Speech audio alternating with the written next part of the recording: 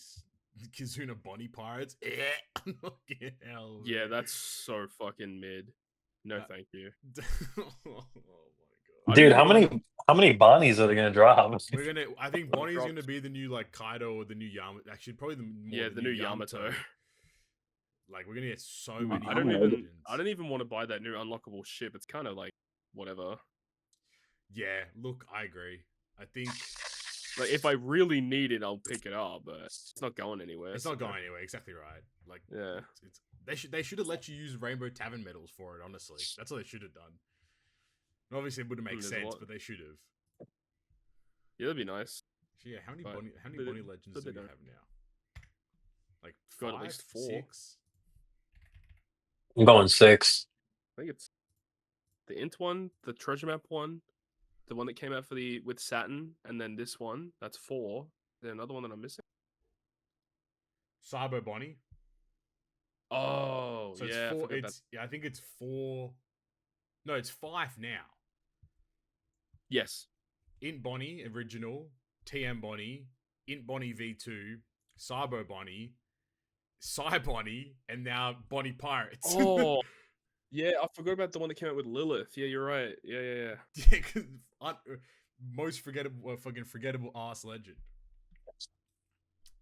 But what isn't forgettable is another episode of the Good Great Podcast. What's going on, guys? Welcome back to episode.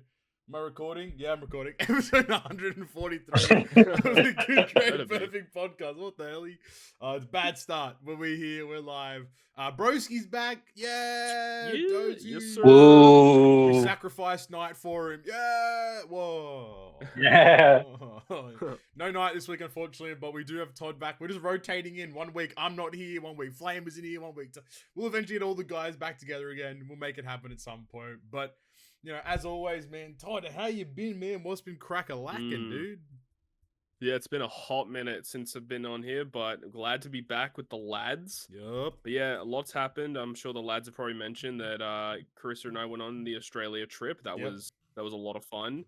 Seeing family and friends again, checking out all the stuff, showing Carissa around Australia, and yeah, we had a great time. The only thing I would say that like was not good about it was like every day we were doing something. It was like go every single day. We didn't really have much of a time to like relax.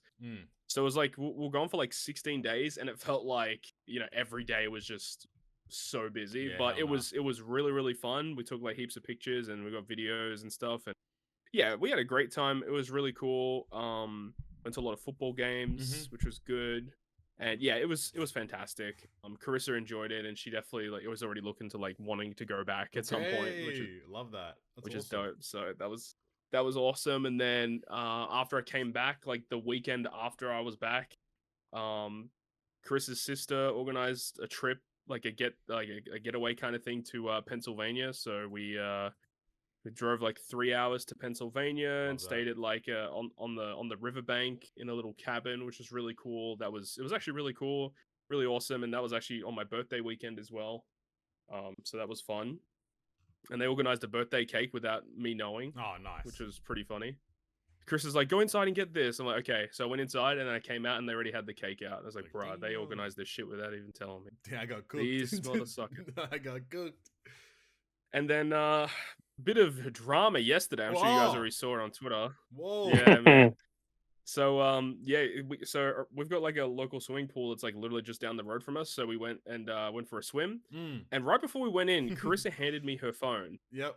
So I was holding it in my hand, and then when I was putting all the stuff down on the side, so I put her phone down. Yep. But in my brain, I was thinking I put my phone down. So I didn't even think to check my pocket. So then as soon as I got in the water, I like for some reason had my arm to my side and I realized that I could feel my phone in my pocket. No. So I quickly stood up and put my phone out, and it was for like less than 5 seconds that it was in the water. So I took it out and the phone was actually working still, and then like we swam for about half an hour, we got out. And then I checked my phone again, and the lock button wouldn't work anymore. No. So that was a problem, and so I couldn't like lock the phone, and I had to like double tap the screen to like unlock it and stuff. It was just really weird. And then eventually it just stopped working altogether. Right. So then a bunch of drama happened. We ended up going to the Verizon store to check, to get a new phone. They said that there was insurance on our plan. Okay. Tried to get the insurance to get a new device. Then they said that my mobile number or my device wasn't included in the insurance. What? So I actually had to get a brand new phone. And now I'm sitting here for the past 2 hours favoriting all my units on Treasure Cruise on a new device. That's the worst. Yikes. That's like 2,000 2,000 units in his favorite art. I've been favoriting for 2 hours and I've only just gone through the Legends index. Oh, dude, my old device, we just plugged it in right now, and it actually says that there's battery on it, like the screen turned on. What? So it might start working again. I'm trying to turn it on. Yeah, the power button doesn't work, so I don't know how we're supposed to turn it on. Oh but my I God. plug in the charger for it, and it says there's 75% battery in the phone, but it's just not turning. Dude, that sucks, man. Yeah, I might have to go and get it looked at, because there's a bunch of photos and stuff on it that I'd like to get off, and that's basically it, because I've already got all the apps and stuff installed on the new phone. I just would like to get the I think there's some documents and stuff probably on there, but it's mainly just photos. Yeah, absolutely. Google Drive, man. I've realized now that I've had a Pixel for a while, I'm like, damn, the Google Drive is actually the greatest thing. Having all your photos and stuff just sent straight to your drive, so it's just all on the. That's what I should do, honestly. I was like, wow.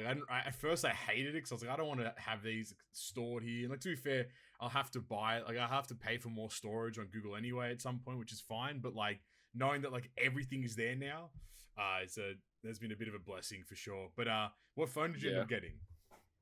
So my phone that I had originally was an S21 Plus that I got when it first came out. Yep. And I just opted to go for the newest version of that. So I got the S25 Plus. Damn, we live in lavish. Yes, sir. Big ass screen. Yeah, it's pretty nice. I didn't really want to get the Ultra. I wasn't a big fan of it. I like the form factor of the 21 Plus. It just it's kind of nice. And it's that's what I'm used to. So big phones are out, just man. an upgrade. Big phones are out, I think. Getting normal size phone now. Carissa's looking at getting a new phone as well, and she's fallen in love with the flip phones. Okay, the fold ones, not the one that opens like a book, but it looks like a Game Boy SP. Z Flip, is it called the Z Flip? Yeah, Z Flip 7. Yeah. That's the one that she likes, so we'll see what happens. My concern with the Z Flip 7 is that I'd put it in my back pocket, then I'd just sit down on a chair, and it's a wrap. Because I just would be like, oh, I'll just fold it in my pocket and put it away, and it's just gone completely. That'd be my problem. Okay, one question: what was your favorite part of coming back to Australia? What was my favorite part of going back to Australia? I think it was probably seeing family again. Was probably the number one thing. Wow. And then number 2 was probably the food. Yup. And then number 3 would have been the football. Damn. That's a trifecta right there. What about you, Carissa? What did you like most about Australia? The animals. Oh, yeah. Good call. I saw a lot of cool animals a lot closer to the States. Yep. And kebabs. New favorite food. Kebab, dude. Come on, yes, man. sir. Did you have a HSP, We've tried Carissa? a couple places around here. Did you have a HSP? Have a HSP? No, she just had the act. No, just a sandwich. Okay, gangster. That's funny as. Love that. That's so good. I can't eat both. I literally can't eat both. You could try. I couldn't even finish kebab. She thinks that the HSP is it's kind of gross, she thinks. No, you have to have it once. No, it's kind of... It's not protein because there's no cheese codes on it. Yeah. That's our food. That's our culture right there in the HSP. That's good. No, I'm glad.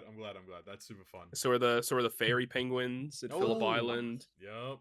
We went to there's this Ballarat wildlife park where there's literally kangaroos just walking around. You can feed them. Yeah, and Komodo dragons and the giant freaking crocodile. It was 8 feet long. The emus. Yeah, and alpacas. Love that. We went to the Werribee Zoo on the safari, which was really fun. Yeah, we did a ton of cool stuff. And Carissa went swimming with sharks. Okay. At the aquarium. That's I'm not supposed to say that. I sound way less cool. No, but it was cool though. It was cool. Was so much. I couldn't do it. That's scary as. I'm not someone with damn sharks. Not everyone can do it, that's for sure. Absolutely. Yeah, but you enjoyed it. Yeah. Yeah. Hell yeah, man. Well, welcome back. Glad to have you back into the minds of content and fucking all this malarkey, mate. Stuck with me and Flame again. You know, the usual, Yes, sir. usual things like that. Oh yeah, Carissa said that when we flew over Canberra, we said hello to Pappy. Oh, thank God. I heard. I felt it. I felt the vibes, man. He said he felt it. I felt it. Don't worry. From the air. From the air. I felt the resonating vibes for sure. Cool. Awesome. Well, welcome back. Glad to have you back. Hopefully you can favorite all those units up to keep making some good content. So, you know, we'll get there for sure. Flame, what's happening, man? You finished watering your plants or what's going on? Nah, man, we're gonna be out here for like another 40 minutes. Damn. Holy. What's happening though? Man. Nah, I've been good. I've had a good 2 weeks, Yep. I guess. Love that. Not to go too much into specifics, I'll get into that a different time. Yep. But yeah, I've been chilling. Next I think Friday, I will be at Anime NYC. Ooh. Very nice. cool. I'll be with another content creator, Nicholas Light. Oh, So nice. if you guys want to come say hello to us, we will be there. Yeah, man. While Let's you're there, go. man, make sure you ask Nicholas Light if he wants to be on the podcast. You know what I'm saying, man? We need them subs. We need them views, man. We need them money, man. I don't know. He might be a little too controversial for us. What do you mean? We're like 4 guys. We're just haters. But yeah, I've been chilling. You know, occasionally gotta shit on someone on Twitter for my boy. Yeah. That's but other than that, nah, we're good. How you doing, Poppy? Look, you know the funniest part is last weekend I was in the hospital. Very interesting. Oh, I shit. was in the emergency room, man. I was pissing blood. Very fun, very exciting. Oh no. So that was an interesting kind of time. I was in the emergency room. I think Mum and I were sat there. Poor Mum, she had to be there with me, but we were there for like 6 hours or so. Sat there. And all of it was just kind of like, it could be an infection. It could be kidney stones. We don't know, but we're not going to scan you. So you take these meds and go home and let us know what happens. And I'm like, sick. That's really cool, guys. So I've been on like 12 different medications this week, which has been so great. Dude. Has it stopped? It or? has, thankfully. A little bit of lower Okay. back pain still. So I think that we're just kind of managing it at the moment. But yeah, That's scary. it was very concerning experience, given that like my dad does have prostate cancer or has had it. So I was like, okay, like that could be me now, you know. So I've been monitoring that for sure. But we're okay. We're on the mend, which is very positive. But yeah, that's basically been my week. Work has been working. We've been vibing. You know, as it is. But I guess without further ado, do we want to start with the legends, or do we want to start with our thoughts on 15.1? What are you feeling, Todd? What do you think the vibe is? Let's do 15.1 first, I guess. Version 15.1 has released in One Piece Treasure Cruise finally, after I shat on it for about 35 minutes. What was it, like 35, 40 minutes last episode?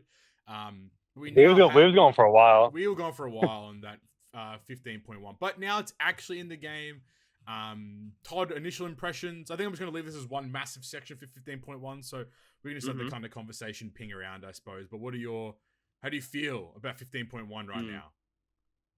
Honestly, it just feels like they didn't really change much. It's it's a pretty minor update. Well, I guess it is a 0.1 update, so I guess we can't expect there to be like a ton of changes. Correct. But like they've got OPTC Run, and then they got the damage cap stuff. Yep. They've got the new tavern medals. Yep. And they've got the fact that characters can be pulled with level limit break. Yes, that's pretty much the big and point. There's going to be a turbo Kizuna potion at some point too. Worthless. Yeah. So that's pretty much it. So I guess we can just start with with the new game mode, if you want to call it that, or mini game, I suppose. OPTC Run. Yeah. So it's basically just like it's a side scroller. You jump, you attack enemies. There is a tap timing to enemies. You get more points. You build up a combo, and then you just kind of go, and it procedurally gets faster and faster and faster as you go on. How do you feel about it? What do you think the go is with it? What's your kind of vibe at the moment? I actually like it. Yeah, I agree. I think Weirdly it's enough. fine. It's fine. Yeah, it's not like amazing. It's not terrible either. Like co-op quest still exists. Co-op fucking sucks. I don't know how people can put themselves through that. But honestly, like OPTC Run, it has its flaws. It's not perfect. There are some, I don't know if you've actually seen like the way that people cheese to get the high scores. Yes. So, the original everyone's under the impression that like it would end because like, it was very weird like the way that it was structured. It's like once you got past what was it like Saturn, they would generate no more stamina meat or something like that afterwards. So it kind of cut off like 200k. But then people discovered that if you on the Whole Cake Island section of the map, there is always one guaranteed stamina meat every single time, or I guess meat gauge, whatever you want to call it. She's looking at my meat gauge. Hey yo. But the thing is, if you kill Big Mum, then you move on to the next island. So people discover that there is a small window that if you jump over Big Mum, you can continue to repeat Whole Cake Island infinitely, essentially, because there's always a guaranteed stamina meat, which is really cool. And I hope they don't patch it out, but at the same time, it's going to kind of make the rankings sweaty, but then on the same time, who fucking cares as well? Like, it's pretty much guaranteed. For the rewards you get out of it. Like, you know, so I think, so the rewards themselves are, as we've said, the tavern medals. That's the only reward you get. I thought they might bring bounty to make it a ranking thing, but bounty they didn't, which is cool. So basically, it goes in percentage brackets. That's the only ranking there is. Top 5% get 20 medals, all the way down to if you just play it once, you get 10 medals. Which is great, because this is meant to be a mode that occurs once a week. So you're pretty much guaranteed 40 tavern medals per week. 24 hours. 24 hours, 24 hour period. So for the release of OPTC Run, they've had it run for like pretty much a whole week. Horrible decision. But it's annoying because you can't, like, every day that it resets, you don't get like stamina each day. It's like you still have to spend meat to refill it, which is like kind of weird. Yeah, I want to give some flowers to Shira. I know him and I don't always see eye to eye, but he kind of pointed out to me that like it's very interesting that like it's such a backwards decision for them to have this release for an entire week and then not kind of incentivize. Like obviously they've given players like the login bonus of stamina meat, but then weirdly enough though, the stamina meats, one stamina meat, like a large one, heals two tries, and then a small one heals one. Really, I don't know where that decision comes from. Like, it's just kind of peculiar to do it in that kind of way, especially when there's no way to kind of regenerate stamina meat other than purely just the gather island itself, which if you max it out, you get one every 20 hours, I think it is. So, but that actually kind of makes sense. But like that's kind of like an end game position to be in, I suppose. But releasing this brand new minigame for an entire week, one, not, as you said, not like recovering the stamina is a big issue. Two, people are already burnt out on the minigame in its entirety. And three, like, does that mean that we're not getting a refresh this Sunday, or I guess Monday for... Is it Monday? I guess it's Monday for us, Sunday for Japan time, I suppose. Is it? No. My assumption is when this current week ends, we're gonna have to wait like next week until it come back. That's my assumption. Yeah. But we don't actually know. Yeah. Okay, that makes sense to me. But that's kind of lame, right? The idea, like, I would have liked if they said, hey, here's the mode for 3 days or 2 days. We're gonna drop it, and then this weekend we're gonna put it back up for 24 hours. So then like then the cycle kind of commences. But yeah, but I guess that kind of segues us into the reward for this mode, which is the Rainbow Tavern medals. Todd, break it down. What's your vibes, man? These controversial motherfuckers.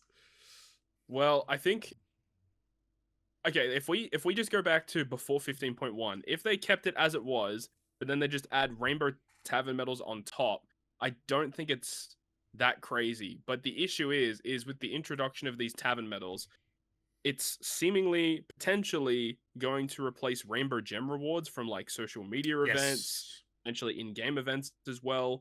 And that's where issues can arise, because the thing about these Tavern medals is they have an expiration date on them. Yep. So it's essentially a Rainbow Gem that expires after 10 days. Yes. Meaning that you kind of have to spend it. I mean, yes, it's a free pull, but if it was a rainbow gem, you could conserve it for a future massive celebration banner. But now that you get these tavern medals on these random time frames, you have to actually stay on top of it to make sure that you're using them before they expire. Mm-hmm. It's going to be weird, because if it starts replacing major rainbow gem rewards, like, it's honestly just going to straight up kill the game, because people won't be able to conserve their gems for the big celebrations like they currently do. Mm-hmm. And the other thing, as well, as we just found out today, is that, you know, they if you get given ones in the mail, the mail can expire after 4 days. Yeah. So I'm just gonna wait to pick them up as late as possible, I think. Yeah, so this is like this is the annoying part between how they release the Japanese news and how they release the global news. So on the JP website, it had that section about if you receive them by mail, they have an expiration date. However, it also did say on the JP website that the expiration time only starts when you claim them from the mail. So interesting. There's an important factor to that, where if you can hold off on claiming them as long as possible. So I think it seems to be like 5 days, or like the counter already starts as soon as you get it. It goes from like it says 4 days, but I think it's like 4 days and X amount of hours afterwards. Yeah. If you can wait as long as possible to claim them, or only claim them when you intend to do multis, that's probably the best approach to it. But I think the global team, or at least the global translation of how they approached it, failed to kind of discuss that part of it, I guess, which is kind of lame, because that's a really important piece of information for people to kind of understand as well. 100%. But you are right. I think that a very weird decision to go with this. I think that they shouldn't. If they had released RTMs and they didn't expire, it's a god tier update. It's a 100%. It's peak. Or if they expired in 30 days, they had a month to use them. But 10 days is super awkward. Which even if it was 1 year, yeah, exactly. That would be 100%. Like if there was a longer time frame, 10 days is really awkward. Like, and you might think, oh, but they release Legends every 5 days, and that's correct. But I don't want to have to use my tavern medals on fucking Bonney Pirates Kizuna because they're gonna expire or some shit. Like, correct. I don't want to do that. I want to use them on, like, we might potentially still get a Super Sugo Fest in August, because that's what's in the last couple of years we've had that as well. Like, you know, I want to use it on like good Legends. I want to use it on like Pirate Rumble discounts. I don't want to use it on fucking Bonney Jamunks and, you know, or like TM Legend Sabo head ass. Like, I don't want to do that. But you kind of feel incentivized to use them. The irony of it as well is that what it's probably going to do is just inflate the numbers of how many people are summoning on these banners as well, which probably looks better from a KPI standpoint, from like business wise, like the data that they probably gather. It's like, oh, like we had a growth of 20% of people pulling on this Bonney Kizuna banner. And it's like, well, you actually didn't. You actually just had 56 medals come from the social media campaign that everyone had to use. Exactly.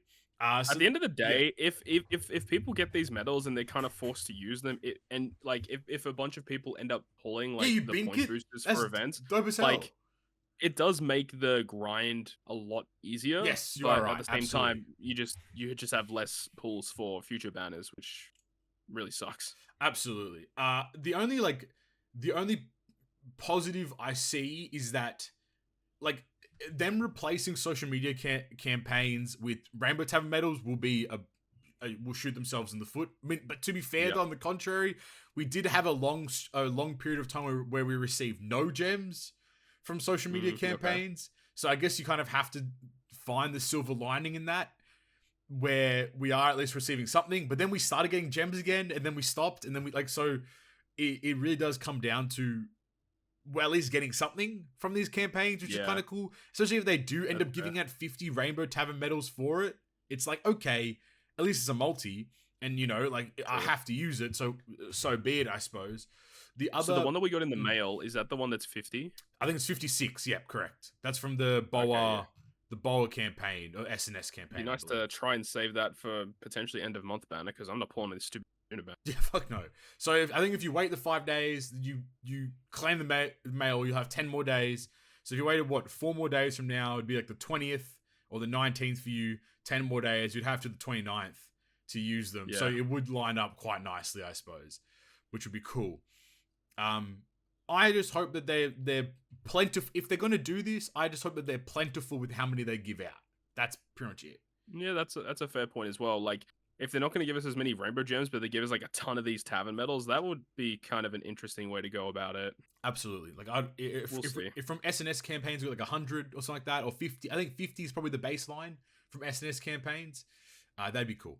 Otherwise, I think it's negligible because not many banners have 30 gem multis these days. So, that's that point. But again, like hopefully over time it either gets improved or we just get more of them. Okay, next thing I can see on my amalgamation of screenshots is the changes to damage cap. What are your thoughts? I don't like the way that they've implemented this, to be honest. It makes no sense mathematically as well. Like, I just don't know. Like, it's fucking weird. So you do more damage the higher your character levels are and your support character levels as well, on top of the fact that they're introducing a new potential ability that can also increase your damage even further. Yeah. So it's very odd. The first set of it is the damage reduction modifier.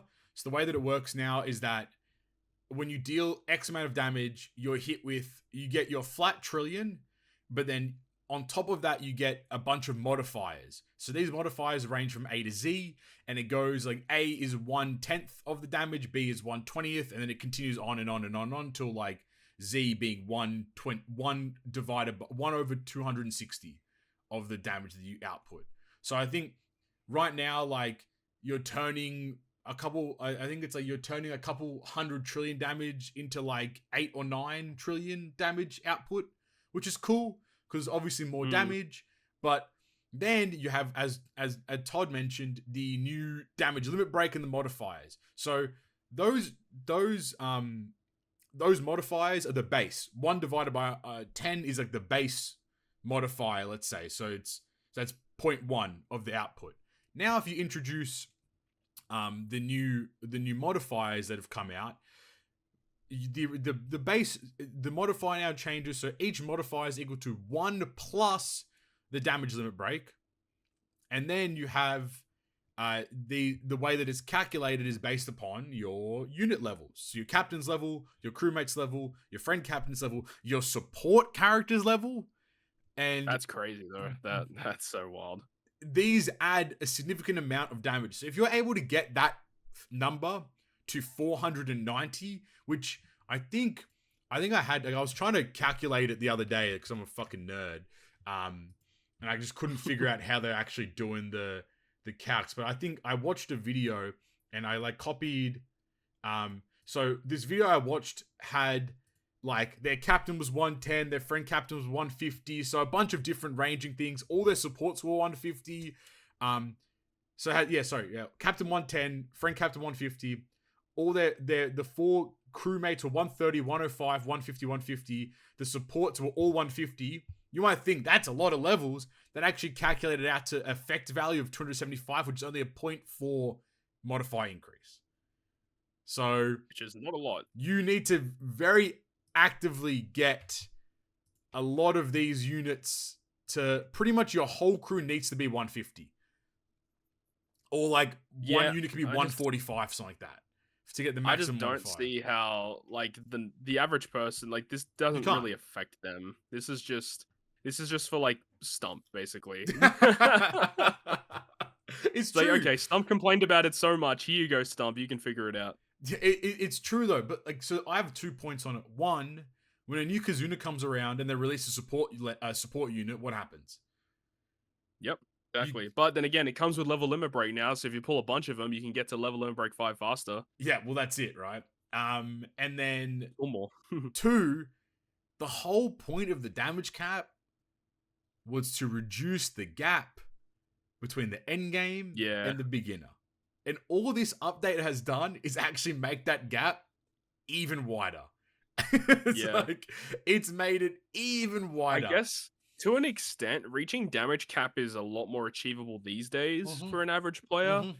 And I guess as time progresses, like the average player will get stronger and stronger. Yeah. So I guess this is a kind of a way to like, if you have like an average player reaching damage cap and like, let's say for the example, Stump reaching damage cap. Yeah. Stump is still going to have an advantage because he'll have more investments. So I guess just the fact that like they release such broken units these days that reaching that like trillion damage is like actually not that as hard as what it once was. Yeah. So I guess I kind of get it, but this is Bandai's fault to begin with. They're the people that made these characters way too strong. Yeah. To actually inflict this damage cap on us. So I mean, it's all their fault at the end of the day. Yeah, no blame on us. Yeah, it's just such a unnecessarily complicated like calculation. Like that's also true. Yeah. It's just so like they should just increase the hard limit. Just have a hard limit. Like, you know, like go from 1 to 10 trills like that. I don't know. Like or like, you know, you do like every 10 levels is like a certain percentage, and then every level of the potential ability is like a certain percentage added on top. Like, they just made it way more complex than 2 really potential abilities as well, though. 2. It's fucking crazy. So we can assume the next Super Sugar Fest exclusive will have this, and and the thing is it's going to be the most pointless potential ability ever. It's literally only good for high damage content, which is only Super Boss. So if the character isn't good in Super Boss, the potential ability is literally pointless. Womp, womp. It's so bad. It's so bad. And we don't even like they're like, so like that's like the potential abilities will add even more to the modifier. So your 10 trillion damage goes even further, which is like great. But you are right. The fact that there's a potential ability for class, potential ability for type, and it really then matters. You have to bring them on the team. They have to be viable and usable. They have to be valuable in that content as well. And then above all else, you actually have to do the damage on top of that too. To kind of get there as well. So it's cool, man. Like I like that they're thinking about it and like making an effort to make like these changes, and it's cool that they like acknowledge like, hey, this is a bit of a problem, like, and we're gonna try our best to do something about it. But again, I think it's like they've really just shot in the dark and hoped to hit the bullseye. You know, and I think that's kind of. I just see it like I'm looking at the Twitter right now, and the top comment on the potential ability tweet is just big fucking L. Yes, so true though. It is like it's just such a money grab thing, and it's like kind of lame. Like, so like, okay, man, I guess like that's cool, brother. Like, you know what's gonna happen with those legends that have the PAs? They're just gonna be good friend captains. That's it. That's gonna be friend captain fodder, 100%. What else was there? There was honestly the best part of the update. We got fucking training dummy islands. Oh my god, yeah, that was actually like they didn't even mention it. They didn't mention it. Actually, kind of goated. The best part of the update, and they didn't even mention it. We've been asking for that for years, like literally years, and they just randomly added it as like on the down low kind of thing. Didn't mention it, and it's awesome being able to just run a team, kind of like on Dokkan, how they got the punching bag event. The fact that they did it, and they've got like one for every class with advantageous class effects to simulate kind of any 5 strategy units that you want to employ. 5 fodder units. One for each color. You can like attack a certain color. You can have particular special abilities might require you to have X amount of characters on the screen. And you get 3 turns on it too. So if a certain effect activates on the next turn, you can still do that, which is nice. So you can like kind of simulate that whole like 2 turns against a Kizuna boss, for example, which is really cool.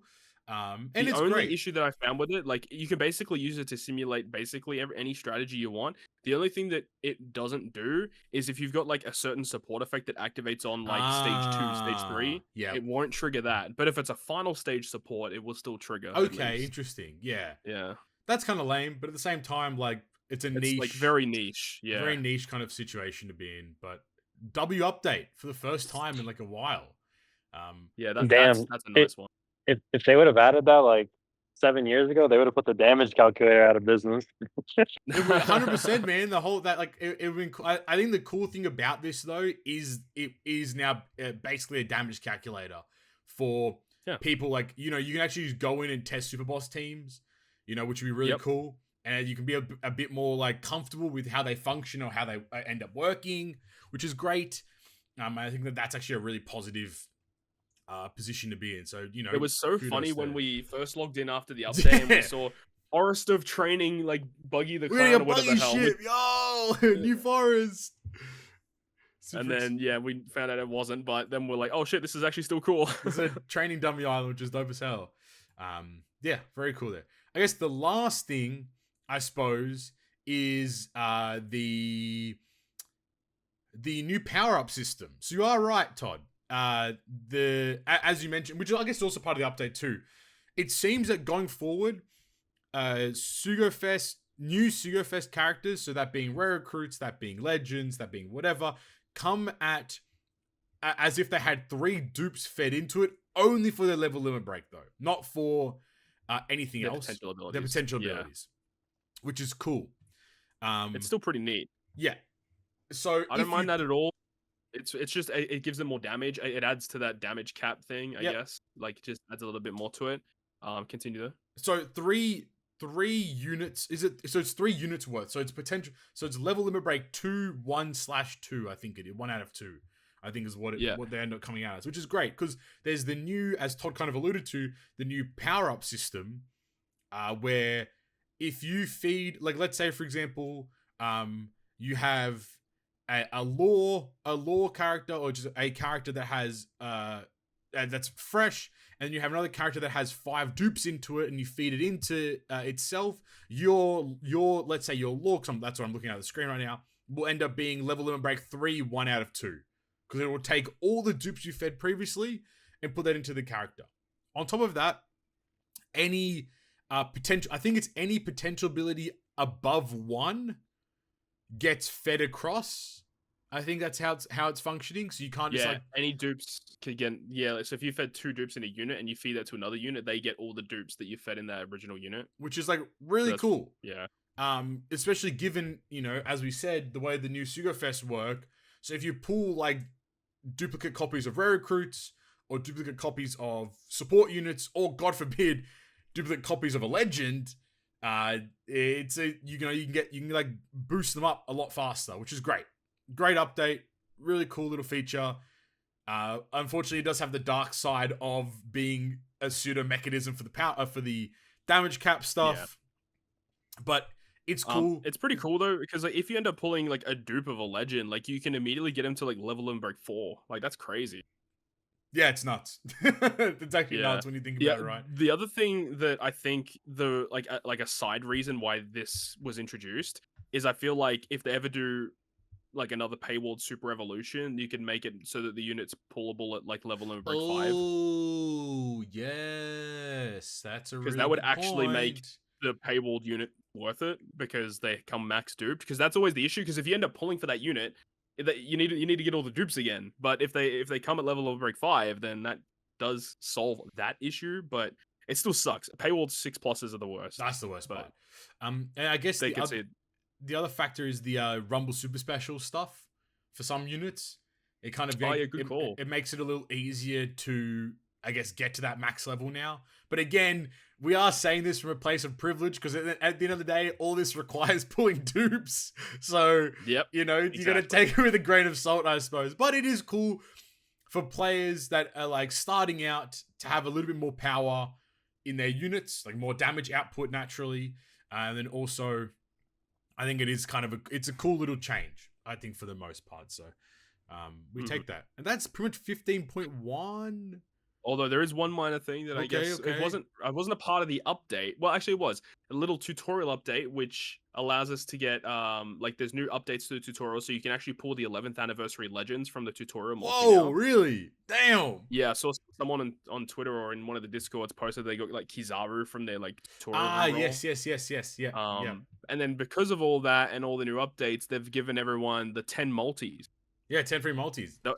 And those multis are actually kind of sick because they're Super Sugo Fest exclusive multis, 15% chance to get a red. We get 10 of them, multi 5 and multi 10 guaranteed Super Sugo units. Like it's pretty good. Pretty decent. It's been I think tomorrow. How many Super Sugos have you pulled out of your 8 or 9 multis you've pulled so far? Let's see. Day 1 I didn't get anything. Day 2 I didn't get anything. But then I think it was this Day 4 I got Zorojiro, like the quick one. Day 5 I got Sai Shanks actually. Day 6 I got Strength Kaido. Day 7 I got Strength Luffy. Oh my god. Day 8 I didn't get anything, and then day 9 I didn't get anything as well. But on the other hand, I did get a bunch of copies of that Halloween Uta. So she's like I think level limit break 4 now, so she's really close. I didn't get anything new though, but I've seen a lot of people getting like the Kuma, Mihawk, like those legends as well, which has been really cool to see. But yeah, what about yourself? What have you been getting? I've only pulled 2 Super Sugos. I got the guaranteed one, which was Int Luffy, and that was actually an extended animation. Really? Because he's actually he's on the banner. He's on the banner. Yeah. That's right. Okay. And it was extended. I'm like, what the hell is going on? What's going on? New legend coming in.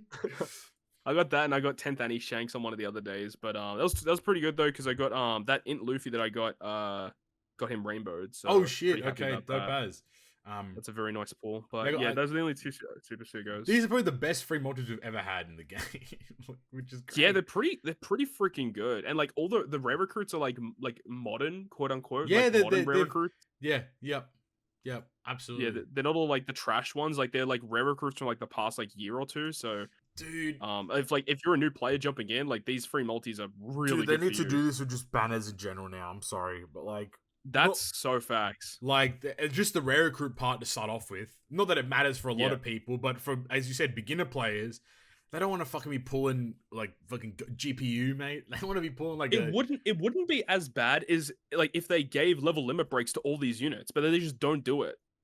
Yeah, like if they're gonna go and give like, okay, let's just say they release like a new Rob Lucci, they should go back and like give all the old CP9 characters, the old rare recruits from the first Lucci batch, like level limit break buffs. Yeah, like just stuff like that. Yeah, like I don't know why they don't do it. It's like when Kizaru came out for the anniversary and they buffed those raid units, like that was so good. It made Kizaru so much better, and it gave you a reason to go back and farm some of these old units that were actually good.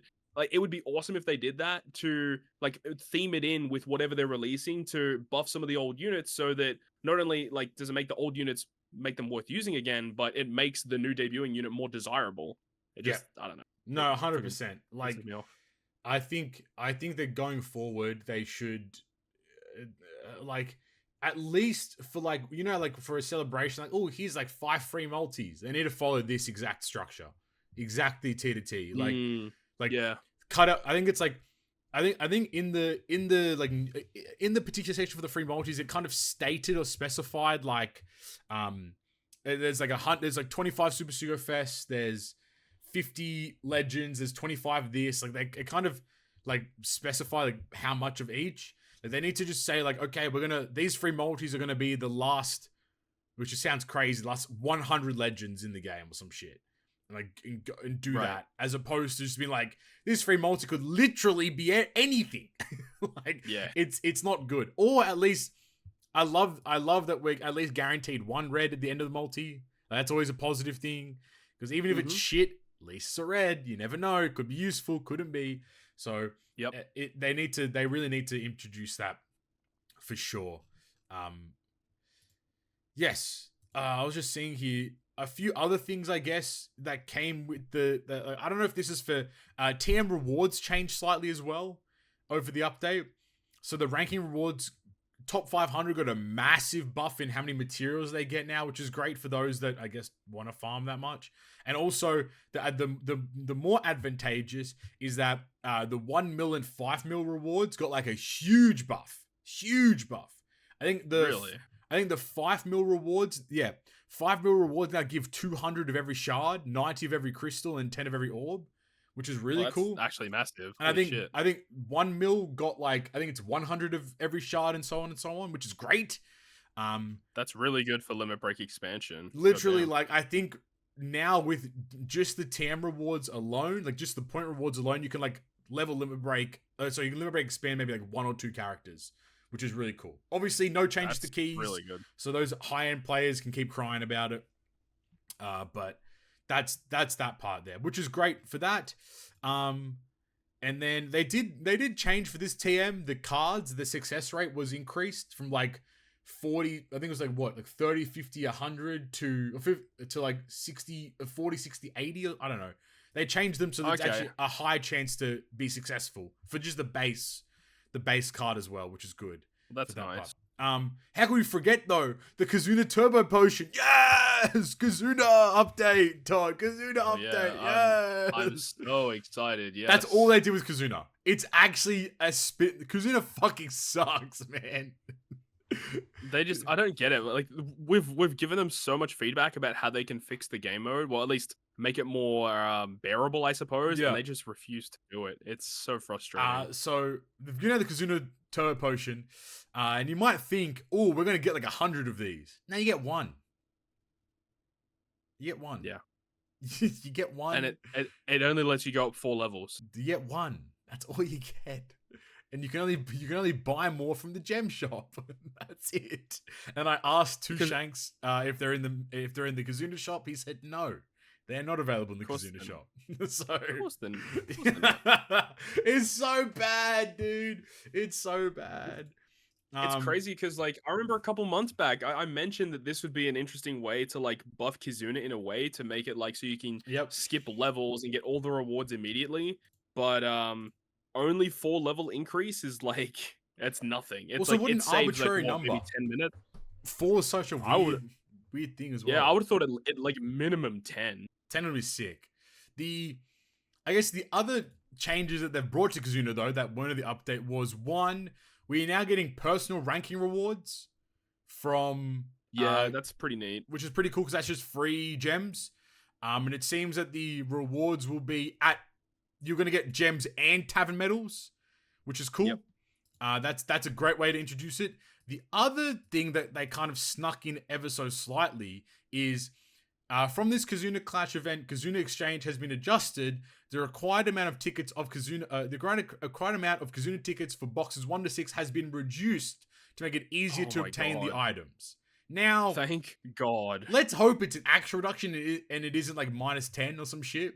So, but that's so Bandai. Because remember when they said like we're going to improve how many tickets you earn from Kizuna and then end up being less tickets to earn from Kizuna? Oh yeah, because they changed it from like exponential to linear and they're like it's going to earn you more tickets and then it actually earns you less over time, which is cool. Yeah.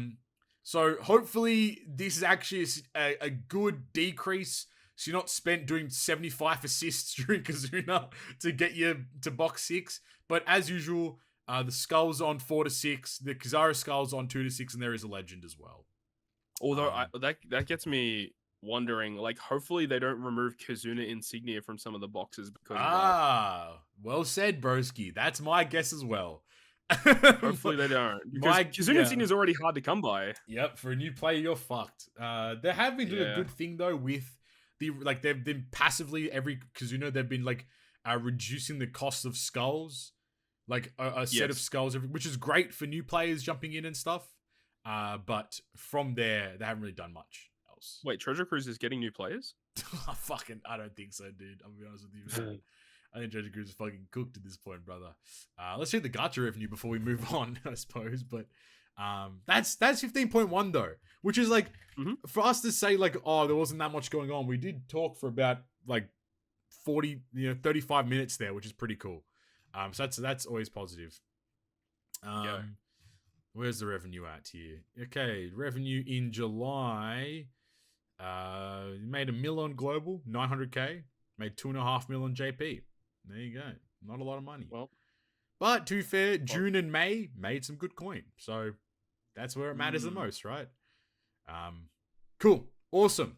That's 15.1 in a nutshell, although it's an extended nutshell.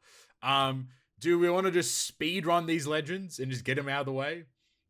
So what's the most recent legend that we need to talk about? Is it the Boa? Yes, we start with TM Sabo first, then we'll go to the Boa. Ew! It's TM Sabo, man. He's a good legend, no? He's a good legend, Bro, right? I don't understand what, like, okay, so a lot of people in the Discord have been complaining, and not even just the Discord, literally everywhere, about how tags are like ruining the game. And this Sabo is like literally like poster child for why the tags are such a bad implementation in Treasure Cruise. With his ability in his captain, you need 4 Rev armies to get his chain boundary in his captain effect to trigger at the start of the quest. And that is so vital to actually beat the intrusion boss.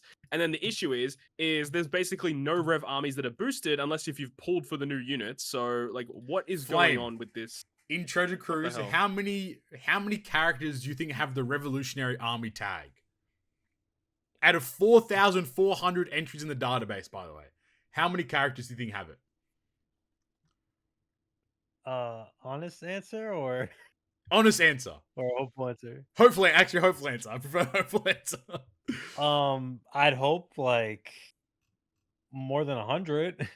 The fucking brother, it's 30. Yeah, not like it's fucking 30. It's 30 characters. Now, of those 30 characters, how many of them are Sabos? Oh my, like 15? Yes, literally, there's 14 Sabos. Obviously, that includes 6 plus, blah, blah, blah, blah, blah. But like 14 Sabo characters out of the 30. And then this new legend is a Sabo. And this new legend's a fucking Sabo. So like, you have 16 characters to choose from to fulfill this requirement. And yeah, I'm gonna pick. I'm gonna pick 3-star Inazuma, the Dex one from the story mode, dude. That's what I'm gonna fucking use, man. Like, oh, it's so bad. It's so. And how many did they boost on TM? Like none, right? Oh, let me see. Actually, Rev Army. Because I think the TM Sabo, he's actually boosted, I think, and he's not a Rev Army tag. Okay, so there is Hack, Koala, Sabo, that's the new ones. There is Morley and Karasu, and then Halloween Koala.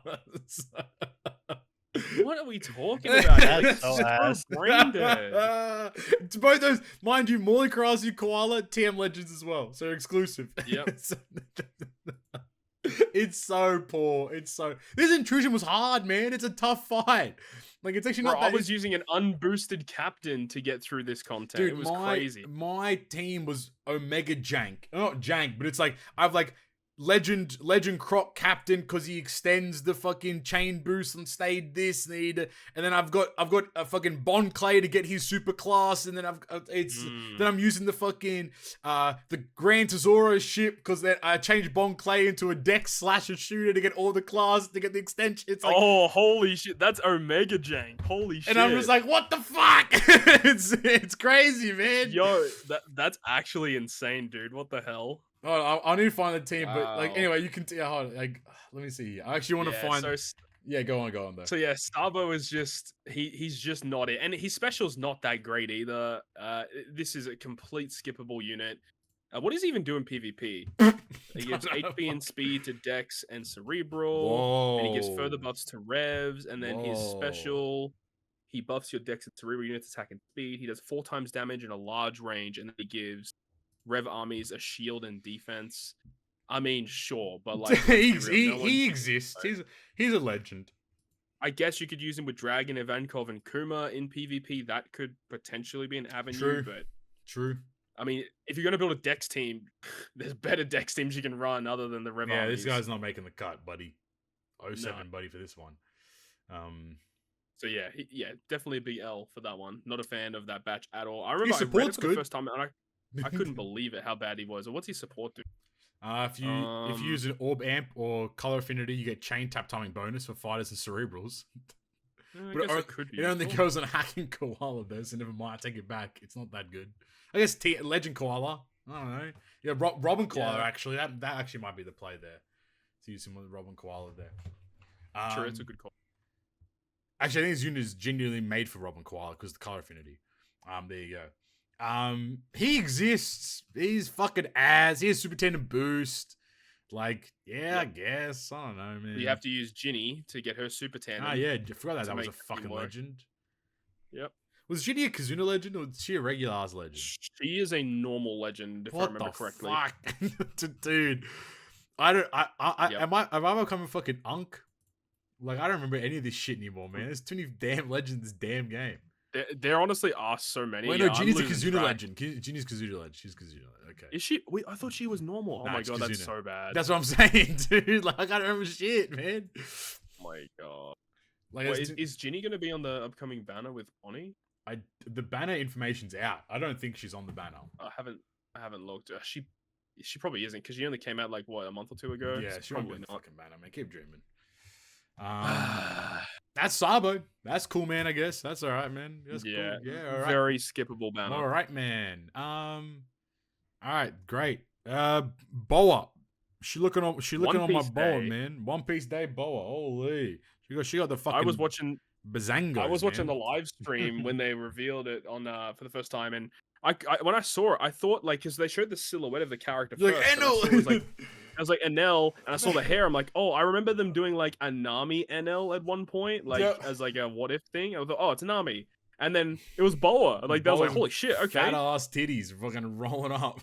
Giga Chad Luffy. Like, what I are we like doing? the artwork. I The like artwork's the animations. I've used this character a bunch, and she is incredibly mid. You know, okay, hold on. We need to cook Band. This is where we cook fucking Bandai again. We didn't cook them for fucking 45 minutes just then. We can cook them again. These motherfucking suckers, right? They said on the fucking news post, One Piece Day will not be a Super Sugar Fest. Everyone's like, yes. Yep. And then the fucking audacity of this dick ass company, they ended up making Boa a fucking anniversary exclusive legend. What are we doing, Bandai? What are we talking about, man? Sugar, but it'll be Annie. Where's the anniversary? One Piece Day? That's the anniversary? Like, oh my days. The only positive you can take out of it is that they put like anniversary exclusives on the banner. Like what? Rob Lucci, Luffy, Zoro Kaku, S Snake.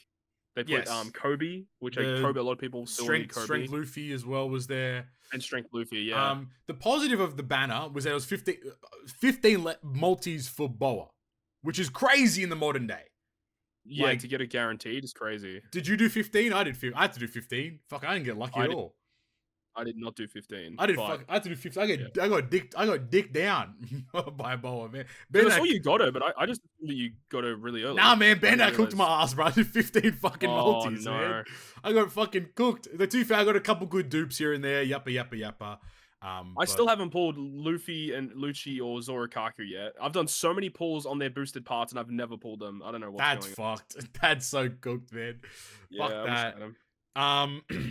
But aside from that, like, I don't know, man. Like, I think it's really like, obviously, like, it doesn't matter to Bandai, but I think it actually, on a real sense, it's really poor form from the company to like advertise it as such, and then to still like spit in your face as well. I think it's really poor form to say it's not a Super Fest, but it's an even more exclusive character.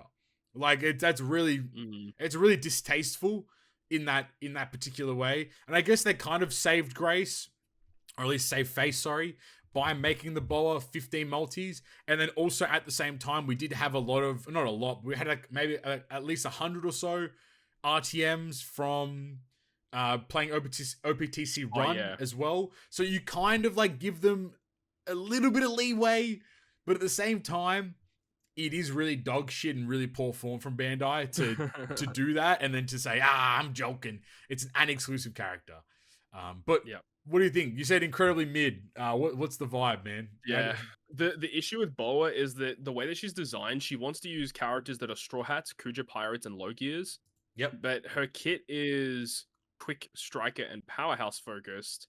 So if you're going to run the team, and then her super type needs 3 quick units on your crew, and you need Luffy on the crew. So the fact that she is, even though like striker and powerhouse right now, specifically striker is very strong with all the support they've received, you still need to run like a bunch of quick units to make her work, and you still need a Luffy character. Like, what striker Luffy are you going to use that's actually like good? Like, let's be real, you're not really going to do that.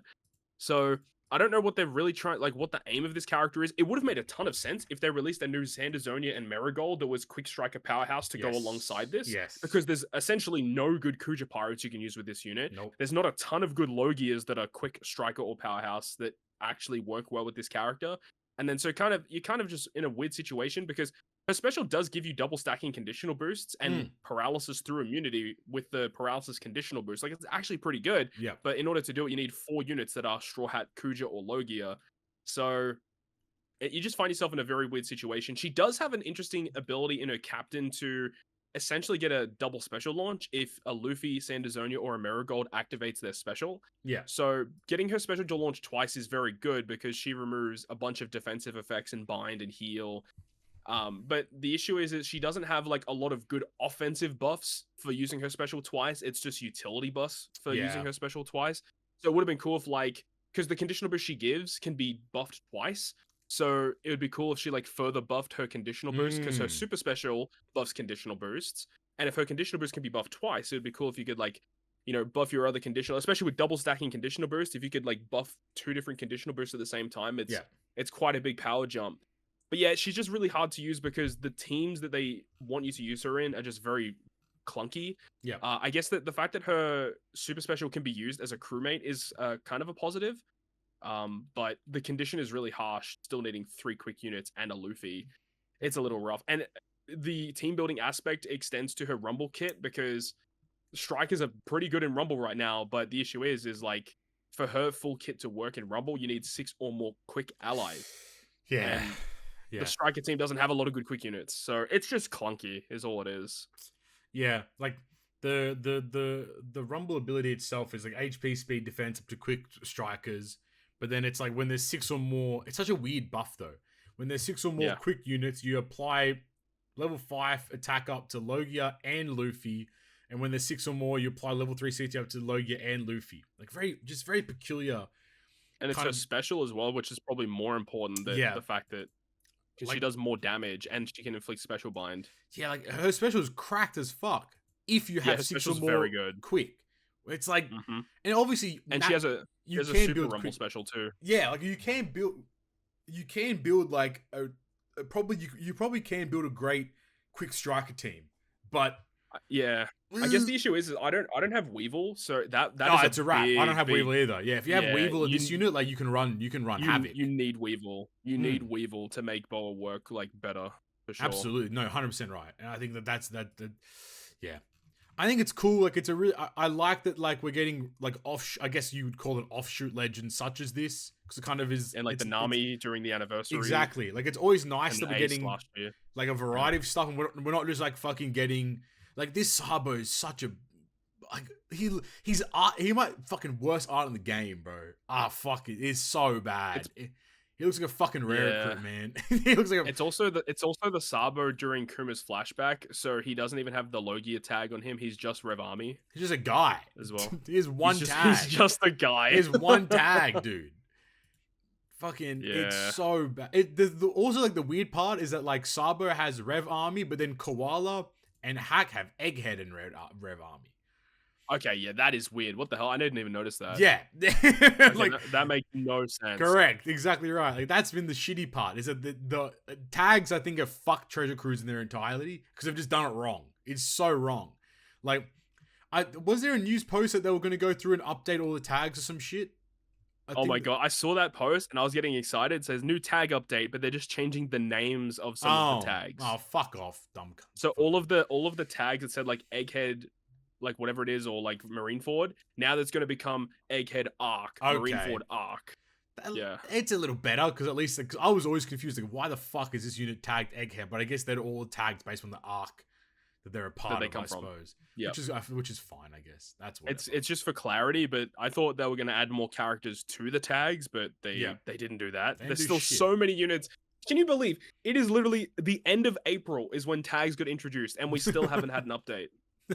Like, what are they doing? Brother, we're not getting a fucking update. We're not getting shit, bro. No, tags are just dead. Like, it's so dumb. Tags are fucking... You just try your best not build with tags and move on with your day, which is, like, impossible now. Yeah. From one tag legend to another, though, I guess Bonney. What are your thoughts on this randomized Bonney pirates, man? Randomized unit. No one is pulling for this unit unless if you're Rizzy, right? Yeah, pretty much.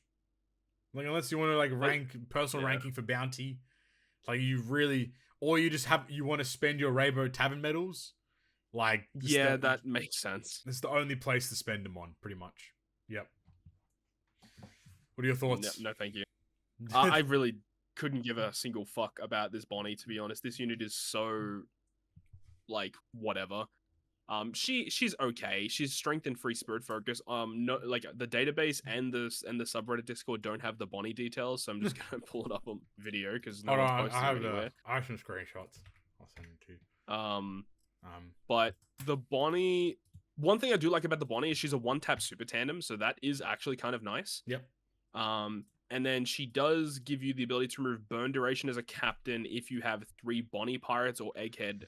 Are there any Bonney pirate characters? I was literally about to say I don't think there are any Bonney pirate characters. I don't think so. Don't think so. Like, yeah, literally they're all Bonnies. They're all Bonnies. Bonney could be an interesting legend with the fact that she does have the ability to give you advantageous class effect for free spirit, and she gives a free spirit territory. So like those are like 2 buffs that are like interesting to have together. So that can just give you a lot of extra damage for free.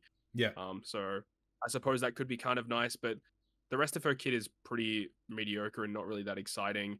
She does have an interesting super effect to give you a full board of recovery slots and enhance the multiplier of the recovery slots to like 2.75 times.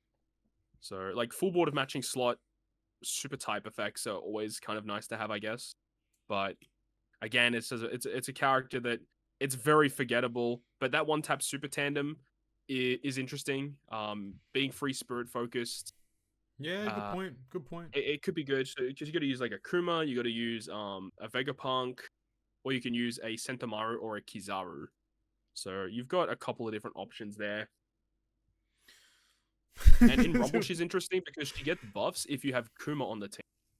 And of course, if you're building a strength team in Rumble, you're going to use Kuma. Like, I never understood, like, people have been talking about, like, a Super Sugo Fest in August for, like, 2-3 months now. I've never understood why.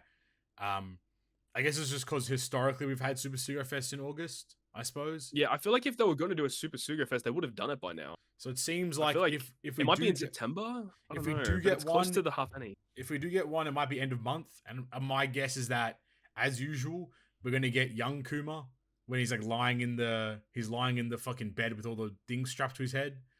It could be that, or it could be where he's punching Saturn. That one as well. Yep, I agree. And I think it's just gonna be a strength legend. Free spirit. I reckon he will have Bonney pirate tag as well. That'd be my guess. The other factor, I was just looking into it. None of the new Vegapunk doesn't have Bonney pirate tag, which obviously, but like, why the fuck have they introduced the Bonney pirates tag as a part of the kit if there are no characters that have Bonney pirates tag? This is the exact issue with the tag system. Why introduce a tag if you're not going to have any units on it? Like, what are we doing here, Bandai? Seriously. I think get your head in the game. The only thing is that... Is there anything to do? Yeah, like, the only benefit for the Bonney Pirates tag is the new ship, which is, as I think I don't know if it was in the pre-app. I don't think it is. But the Jewelry Margarita does a bunch of buffing and shit. And then if you get to level 12... if you have anyone with the Bonney Pirates, Worst Gen, or Parameteor type get a further attack boost as well. That's pretty much the main reason there. So exciting, right? Yeah, man. That's cool, dude. That's cool, man. I guess that's all right, man. I will say though, the 6+ for the new Kizaru, I'm actually let's talk about that one. That's the goat right there. He's fresh as fuck too. He's looking kind of clean with it. Okay, dude, this new Kizaru actually looks kind of cracked in PvP. Yeah, he's gonna be fucking nuts. He's gonna be fucking crazy. Like 17 CT, and he can reverse 3 character specials by 20%. He does damage. He gives all your Dex allies buffs for 20 seconds. Like a 20-second buff with a 17-second CT. Like, being able to potentially loop that is pretty good. Yep. Like, he's fucked. And then his actual special in like normal content is really nice too. He now has the ability to extend conditional boosts out of nowhere. Like, his original kit had nothing to do with conditional boosts, but now he has the ability to do that. So maybe a new Kuma will come out that will have something to do with conditional boosts. Yeah. Maybe. Yep. I can see that happening. Maybe like a Kuma that's Strength X quick focus potentially. Yep. Also, side note, we got a Strength Bonney legend before a Strength Shanks. Stump turning over in his grave right now as we speak. Yeah, man. The Kizaru is the most exciting part, which is fuck. It's so fun. Yeah, he's actually a good 6+ because we don't get many good 6+s these days. So that's kind of exciting. He just makes his Rumble kit even better, which is great. I love this guy. The only issue is that he's a Rumble legend, so not a lot of people would have a lot of investments in him. We are getting 2 free copies of him though. That's the only positive part. Good point. That'll get mine to level and break 4, I think. I think same as 3. I think same as me, maybe 3 or 4, which is cool. Yeah. We'll take it. We'll fucking take him. I'll see what we can get. Yeah, but then I don't want to cover it in a separate section, but there is the new ship. Just more damage buffs. Yeah. I fucking don't care, mate. I'm not gonna I think Todd put it earlier. He talked about it earlier between us. Like, I probably will end up just getting it just for brevity's sake, but at the same time, like, I don't think there's no reason to rush to pick it up since it will just exist forever until you unlock it, until it's needed per se. So I think save your gems for now, and then in due time you can probably pick it up eventually. Yep, exactly. That's Treasure Cruise, man. Holy. That's Treasure Cruise. Yep. Fucking thank God. Good, bad, and the ugly in that one for sure. Anything happening in the world? Any off topics we got? Anything vibing out there? What's happening? Pokemon World Championships are happening right now. How are they looking? Anything exciting happening there? Anything cool going on?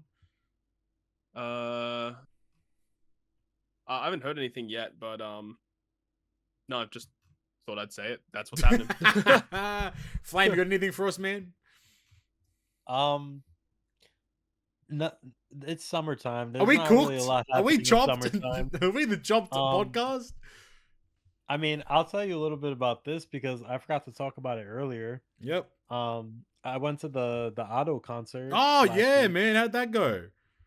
Well, that shit was crazy. Yeah. So I'll kind of like break it down a little bit, like I did in my video. Yep. So I haven't been to a concert since like 2012. Damn. Yeah, and if I'm being honest, it wasn't really like a concert. It was more of like a performance. Like, yeah, it was in like a room with like maybe like 150, 200 people. But yeah, anyway, so the concert was in Newark, New Jersey. Yep. And first of all, we found this before we went. We found this random diner. It was called Tops Diner. Okay. And it was like one of the best places I've ever ate in my life. What the fuck? Yeah, it was like some like random ass diner, like in the middle of nowhere, and it was like it had the presentation, the bread was good, all the entrees were good, the appetizers were good. It had a fucking private bathroom. It was peak. It was a peak diner. That's like Japan in a nutshell. It's like you walk somewhere, you walk into a random alleyway. Oh yeah, this is the best food I've ever eaten in my entire fucking life. You're like, what the hell? That's cool. So man. Yeah, so we did that, and then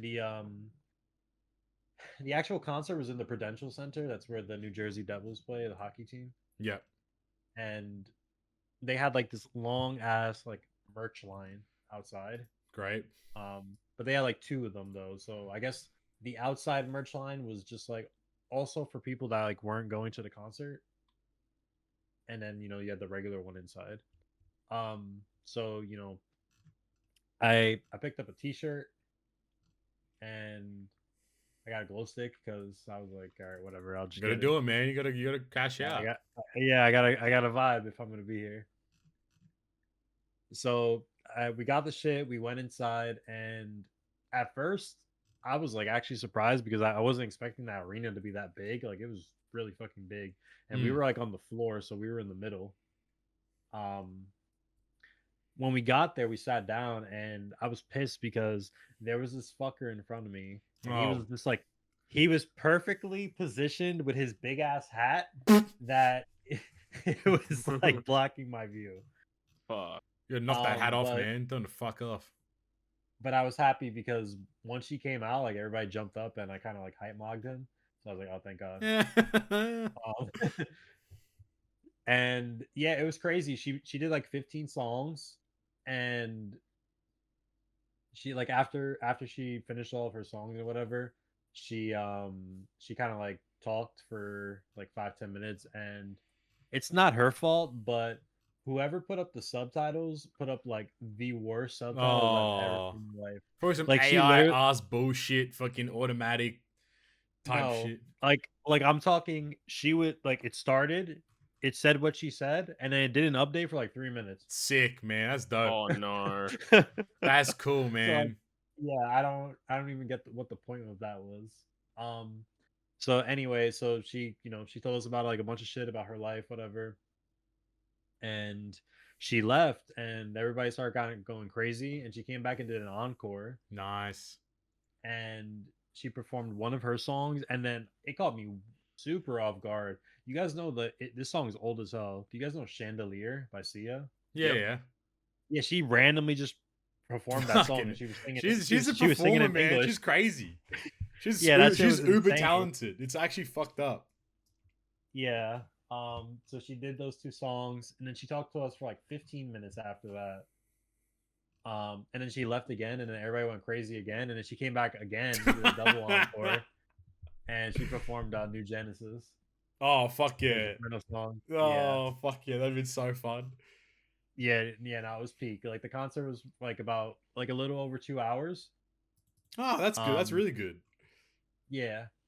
Yeah, it was a great time. I would next time she goes on world tour, I'm definitely going to see her again. That shit was insane. Hell yeah, dude.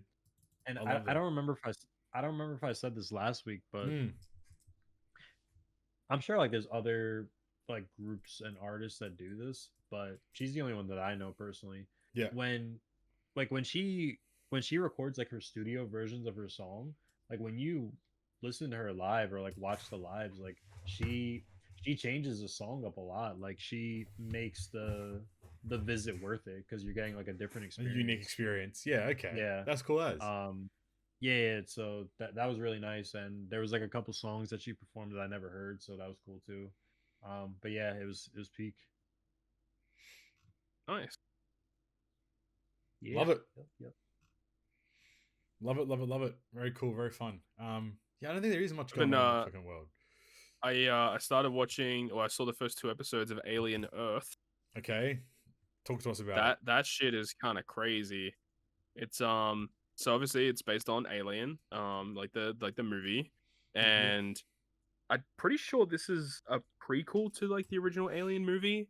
Right. It's really interesting how they kind of set it all up.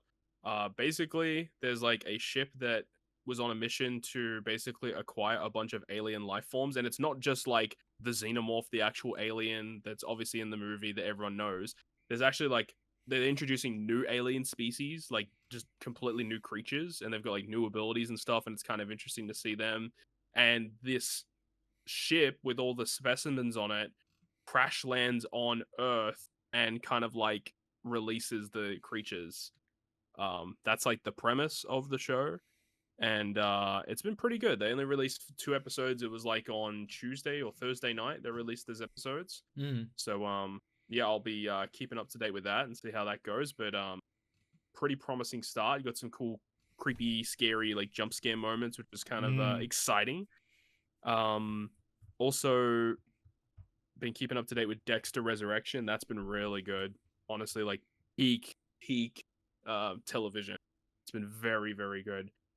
So yeah, I can't wait for the next episode. The latest episode came out like yesterday, so yeah, it's been really good for any fans of Dexter out there. Definitely get on it if you haven't seen it yet. Okay, I like it. Are you watching anything else? You guys watching anything else? Flame, you watching any anime? Anime. I finished Takapi's Original Sin. Yeah.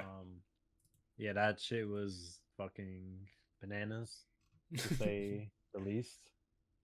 I don't think I could watch it, man. I think I'd be pissed off watching it. I gotta catch up on Fragrant Flower, but that's just peak as course. That's peak. But yeah, other than those two, I'm not really watching anything. I'm reading One Piece, which you guys already know how crazy One Piece has been. Oh yeah. Did you guess see the?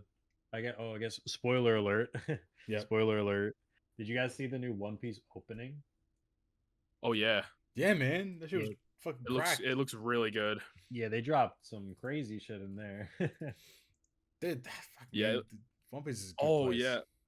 Yeah, I was gonna say, are we gonna in the TCG section? There's some cool stuff to talk about there. Ah, yeah. We can hold on. Let's quickly jump to the game corner. You all been playing anything at all?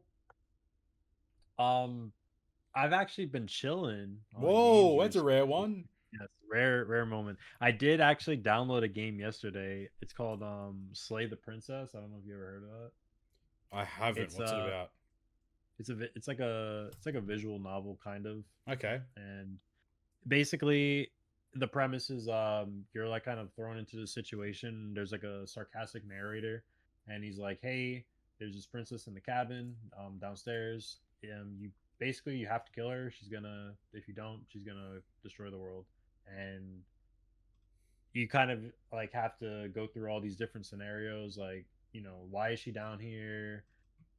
Do I really have to kill her? Like, and then it's just like it's kind of like a horror game. And there's like a bunch of different paths and choices. It's pretty fun. It's interesting. I was playing it for like an hour yesterday. Told you didn't play anything? Actually, recently, so when I came back from Australia, I had picked up my old Nintendo DS that I had over there. Oh, what? And I picked up. Oh. Am I crashing out? Old Nintendo DS. That's all I heard. Yeah, well, I think Todd just died. I guess in the meantime. yeah. While he's fixing his shit. I think. He's gone. He's out. He died. Internet gone. Power outage. He's back. Welcome back, Todd. What's happening, man? Can you hear me? Yeah, we're back. What's up, man? The last thing we heard was picked up the old Nintendo DS.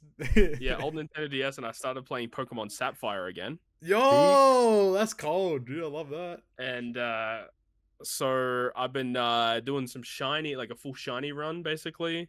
Oh yeah, I've been going crazy on that. What's it looking like so far? So I got shiny Blaziken, I got shiny Swellow, shiny Lairon, shiny Milotic, I got a shiny Phoebus. Fuck, how the fuck do you get a shiny Phoebus? That's crazy. Get a certain frame to guarantee it to be a certain Pokemon. Right. Okay. And then you can basically do that to get a shiny. And I've been doing that the whole time, doing the legendaries right now. So yeah, it's been a lot of fun. Bit nostalgic. Love that. What have I been playing? I think I've been playing the Battlefield 6 beta. Oh, nice. That's been pretty cool. That came out. A couple of the boys. I'm ass. Battlefield is a hard game, man. At least like for me. But like in comparison to like COD is just like point, they die. Yippee. Battlefield's like fucking tactical, this, running there. Fucking people are so good at the game too. It's actually mind-boggling. Battlefield sweats are a whole different level. Oh, it's crazy. We're getting cooked. One of our friends is one of those sweats, and he just fucking runs shop. It is nuts. Like the night and day. He was ass at COD, but then Battlefield is somehow incredible. I'm like, damn man, what the hell? It's a weird like little like difference there for sure. All right, I am looking forward to Path of Exile 2 is getting a major update at the end of August, so I'll be heavily playing that when that drops. They're doing the reveal on the 20th, and then on the 29th is when it officially releases. So yeah, Carissa and I are going to be jumping back on that, which will be a ton of fun. Yeah, and for me, I'm probably chilling until next month, because next month is going to be super big for me, at least for games, because Borderlands 4 is coming out. That's going to be really crazy. The new Silent Hill game is coming out, and Final Fantasy Tactics, like remake or remaster or whatever, that's coming out as well. So I'll be playing all those next month. Nice. Love that. Wait, when does the new Pokemon game come out? October 17th, I think. Let's see. October 16. Oh, I was close. We love it. Oh, and Ghost of Yotai comes out October 2nd. Yes. So we're gonna be big time. That'll be good. I'm gonna be passing that one though, but yes. Passing on it. I have the original game, but I've only I barely played it, so I don't want to get it. So right good, now. it's peak. Yeah, I liked it when I played it. I forgot why I stopped playing it though. Allergic to peak. Hey yo, That's crazy. That's crazy. that's funny as. All right, TCG Corner. TCG Corner. What's happening? What's happening in that realm? Pokemon has a pretty nutty set coming out. I think I showed you a little bit of it last week. Yeah. Mega Evo. Yeah, the Mega Evo set. Mm. Yeah. Did you hear what the next set is after Mega Evo? I did not. It's called like Phantasmal Flames, and it's gonna be we don't know for sure yet, but it looks like it's gonna be a Mega Gengar and a Mega Charizard set. Oh god. Like Pokemon's already on a crazy high right now, and if you're gonna drop that, like people are just gonna go ballistic. Yeah, that's bad. Yeah, I can't even imagine how bad it's gonna be. Also, side note about TCG and Pokemon TCG. For my birthday, Carissa and Dylan actually got me some Pokemon cards. Okay. They got me Elite Trainer boxes for Black and White, the new set that came out recently. And I actually pulled the monochrome Reshiram. Let's go. go. Yeah. That's so that's fun. hype. And I also I have a submission sent off at PSA right now. Okay. So do I. I got let's go. My submission just got sent to the research and grading, which that means like 3 months. Yeah, mine's still saying order received, so I'm definitely a long way away. See you in a year, man. Yeah, exactly. I found it really weird though, because this is my third submission. My first one took like standard time, like 3-4 months or whatever. The second one went really quick. Like I got it back in like a month and a half. I don't know what the fuck they were on. And that was just the basic level that you sent it at? Yeah, I've done the same one all 3 times. Damn. Yeah, like even like all the updates, like they went like really quick. Like they received it in like 5 or 6 days, and then like it was like I didn't know what was going on. That one was crazy, but this one is more similar to my first order. It's taking like really long. Yeah, so sounds about right. Maybe I got lucky or something. Because I got a bunch of cards that were like back home in Australia that I wanted to bring over and send over. Because I had a bunch of cards graded with like another company, but like they're not really worth much. No, it was like an Australian company that I had them graded with, mainly just for encapsulation. But if you want to add more value to the card, it's better to just send them to PSA. Is that I think I watched your YouTube video on them. It's like, yeah. They're the one that their capsules are really nice. I remember them. Yeah, from your video. Yeah, PCG I think it was called. Yeah, PCG. Yeah. So that those tags are really nice. And when I was cracking them out of the slab, like I actually realized the label that they have in it is actually like metal. Oh. Yeah, it's like pretty premium actually. It was really, really nice. But I cracked some stuff out. And also when I was in Australia, the second day we were there, they had like a collectors convention there that like me, Carissa, Dylan, and his girlfriend all went. And I picked up a couple of cards while I was there as well. Like I picked up the Milotic SIR from Surging Sparks. I picked up the Cynthia's Garchomp from Destined Rivals. I really wanted that card. That's the one I sent off to PSA. Let's go. Yeah, I'm hoping I can get a 10, but I feel like it's probably a 9. I think it has some whiting on the edge, so we'll see. And I had pretty good cards as well. When I got mine from the pack, it looks perfect. There's like literally nothing wrong with the card. There's no whiting lines. All the edges are crisp. The centering is perfect. Damn. So that's so sick. It should be a 10 unless something happened like in the delivery stage. Well, that was when I pulled the monochrome Reshiram. Like literally nothing wrong with it. It is perfect centering, perfect edges, nothing on it at all. I am considering it sending to Beckett because I think it's black label worthy, legit. Like I think it's that good. So if that comes back as a black label, that's like a $10,000 card. Fuck. Yeah. Hey man, you might as well.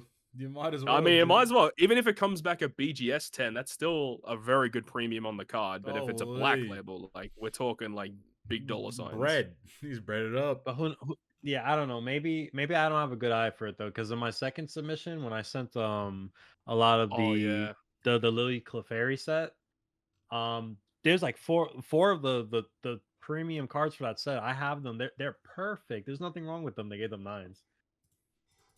Yeah, well, people do say that PSA stands for please send again. Please send again. No, like Yeah. unironically, like I think if I crack it and send it, I'll get a 10. Like It's- that's how crazy if it you is. think it's good enough, then it might be worth. But then again, it also depends on the value of the card. There are some cards that are just like, even if they get a 10, Yeah. it's not like the value is gonna go up that high. But it's up to you, really. It's your card, and you're probably not gonna sell it. I mean, it's your collection, so Yeah, you do what you want with it, I guess. I'm not planning on selling any of my cards for like, if I do sell them, for like at least like 20 years or something. Right. Because So, I know, yeah.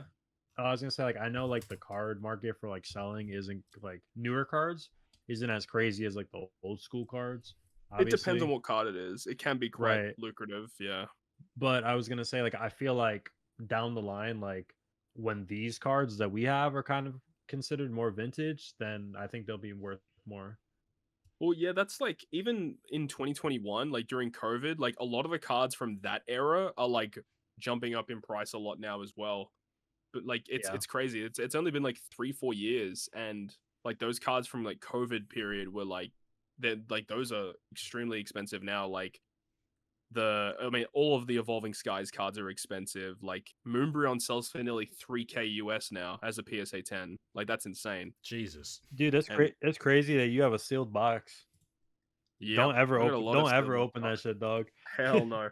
The one that kills me as well is the One Piece card game. The very first print of OP.01, it has like a blue bottom box, whereas like the reprints all have a white bottom. The blue bottom boxes, which I have a sealed one of, they go for nearly 2,000 US now. Fucking And hell. I had the opportunity to freaking get like multiple cases of this shit, and I didn't do it. Oh, I feel so bad. Like I should have bought one case, opened it, and then keep one sealed, and then have like a full case of 12 boxes of this shit. Nah, But Yeah, man, that'd have been like Yeah. fucking shit. hindsight. Hindsight's powerful, man. Hindsight's so powerful. Yeah. Ugh. And even like during COVID times, like pre-ordering Pokemon boxes were like you could pre-order a ton of boxes. Like could have pre-ordered like so much stuff, like just thinking back on it, but like oh my god. It's just wild. I mean, in the day, But, you don't know. I also got what's like a gonna really pop. cool I got a really cool promo from when me and the lads went to Japan in 2017, and it's an Eevee wearing a poncho of another Evolution. Oh yeah. So we all got one when we went to the Pokemon Oh. Center. So Cobby got a Glaceon poncho, Dylan got the Umbreon poncho, and I got the Sylveon one. And they're all like pretty valuable right now. So I sent that one in. So Dude, hopefully that comes back. have you seen those it's offset. Pikachu poncho cards? Dude, those it's shits- crazy. Dude, those shits are worth like fucking 5, 10, 15K each. Like rated Yeah. high. It's bonkers. Like fucked. the Pokemon card market is just so insane right now. The only It's Yeah. fun, but it's expensive. I also have one of the not the poncho ones, but I do have those like the Pokemon Center exclusive ones. Like I still have those like that Sapporo Pokemon Center Pikachu exclusive. Yeah, you should see what the value is now on those. I think I saw like legit. I think I have like 25 or 26 of them as well because I bought so much fucking product at the Holy time. shit. Um, Yeah. Pikachu, Sapporo, fucking I don't know, man. Promo. was it Yeah. 20 something? It's probably worth a bit. There you go. Pricecharting.com, mate. Let's see what's going on here, mate. Yeah, price charts if you want. Sale You- date you use 14th of August, $414. Jesus fucking Christ. Wait, is that ungraded? I don't know. Let me see here. Yeah, I think so. That's cool. Oh my god, dude. I got like 10 grand worth of them just chilling in my cupboard right now. If you get them graded too, you can imagine the price. I probably should. Holy crap. Like, I don't know how to. I might have to talk to a friend to just send them all to get graded, and then if they bink, because I think PSA 10 right now it's worth. It says here it's worth 1.2K to PSA 10. So That's so crazy. Yeah, I actually might have to talk to a mate to see if I can get them. I should probably get them graded, eh? Probably worth it. Oh, you don't want to see my fucking collector. Yeah, let me see. Is it high or is it low? I'm sure it's hang on, I gotta high. log in on He my has a new lot. phone. I hope Todd's is like fucking six figures. How cool would that be? It's not 6 figures. It's 7, guys. Todd's been lying to us. He's a millionaire, baby. I fucking wish. Nah, sorry, my bad. He's a trillionaire. My fault, gang. Okay. I'm gonna guess like 60K. No, less. Is it more than 30? Close. Okay, we'll see. What whenever the you hell? post it. Yeah. Yeah. I started like trying to do the whole price charting.com thing because like not everything was on collect because I have a lot of the Japanese like promo cards and stuff. Like yeah, true. It's kind of hard though, but like I was like, it's just so much effort to do as well. But like, really enough, like a lot of these Japanese cards are still actually worth like a crazy amount of coin at times too, which is kind of nuts. Like, yeah, it's kind of crazy. Like I think I have like these like randomized, like this randomized Volcanion from like they're worth like $20-$30 a pop, and I have so many of them just like sat there doing like fucking nothing. Like it's yeah, that's crazy, Todd. I have a whole. I put in the wrong. Hell yeah, dude. Damn, dude, that Lugia is worth 1.1K. Yeah, I bought it a year ago for 350 at Damn! the National, and that Lugia's gone up so much. Like a month ago, it was like $700, and now it's 1,000. Like the market is just crazy. Like everything is going up. Do you have like? Is that like your the whole craziest one is collection like there, or? Yeah, that's my whole collection. That includes the stuff that I have back in Australia. Like most of it's back home in Australia, because I actually have a separate tab for just stuff that's here in the US. Yeah. And that's not including the cards I've sent to PSA because I'm gonna wait until they come back before I add them in. That's it. Post here. Hang on a sec. It's crazy. My most valuable card is a PSA 8. It do be like that. The last month it's gone up. Who's, I think that's like 12% increase. Is that Karissa? That's so Carissa's That's Umbreon Carissa's is the collecting? only thing that. Damn, Yeah. 2.0. That's mine. But that's so much. But that is Carissa's Umbreon though, so that is hers. But yeah, That's too much fucking money, man. Pokemon cards go crazy. Yeah, you know what? Actually, Damn, I I gotta think get I'm my going to card get game all up. these graded. I think I'm gonna do it. I think I have 25 of them, and if each one's fucking going for Hey. 1K a pop at PSA 10, I think they're all really still, even at like PSA like 9. Look at $260 each. But then at the same time, some of them are fucking. Some of them are selling non-graded for. Yeah, this one's non-graded for $214. Like, what the fuck? Oh yeah, dude, you better send those in if they're in good condition. I think they are in good condition. That's the thing. But I'll talk to a couple of my mates here and see what. Yeah, I mean, you've got that one friend that's like into cards, right? Yeah, literally. So I'll just go through him and say, "What's up? Do it for me. I'll just pay the money. No problem." 18 people have viewed a PSA 8 version of this card, and it's $290 in the last 24 hours. 18 people have viewed it. You see like 20 of them. I got 25. So Oh what they my God. so what they did. So I was in Japan. I don't know what's the set when they did the whole re-release of like the base set. When they had the base set Charizard, that like kind of XY stuff. Evolution. Yes, I was in Japan when they released that in Japan, like the day of. We all went to the Pokemon Center. I think it was it wasn't even in Sapporo. That's the funny part. It was in fucking like Osaka or some shit. I think we were there. And when I went there, I ended up just buying all the Japanese collectors at the time would purchase all the the paraphernalia, all like the card boxes and the sleeves to kind of resell. And I was like, I don't fucking give a shit about that. So I bought I think I bought like 4 or 5 booster boxes of it. Or like the Japanese size booster boxes. I think it was like for every 5 packs you purchase, you got 1 promo card. And because I bought like 5 boxes, they were just like, here you go. Here's like 25 of them. I was like, okay. We're just fucking crazy at the time. But dude, back then it was so easy. Like, Yeah, the that was the Pokemon same cards was thing with nuts. us. Yeah, because it's like the same thing how we got that Eevee promo. It's like it was like based on how much product we bought, and then they're like, okay, here's all the evolution ponchos, and like we got to select one each, and that was basically how it went. So yeah, it's really similar then. Yeah, that's fucking crazy. It's just crazy to think like just giving them out like candy, Yeah, and just think of like the price of them now. Literally, like it was like I remember I went to the account. I was like, "How's it going?" Oh, fucking here you go. He's like 6 booster boxes. And she was like, "Dozo yoroshiku," and like she just gave me like a stack of them. I was like, "What the fuck is this? I don't even know what this shit is, man." And then here we are, like a long time later. Okay, if this gets a PSA 10, fucking it's worth fucking $1,200 each, which is just fucking ridiculous. So like I mean, grading all those cards, I mean, if depends. I think if you grade them at least in US dollars, I think it's like $20 a card at PSA. Yeah, okay, that's not too bad. So, bit expensive, but not too bad.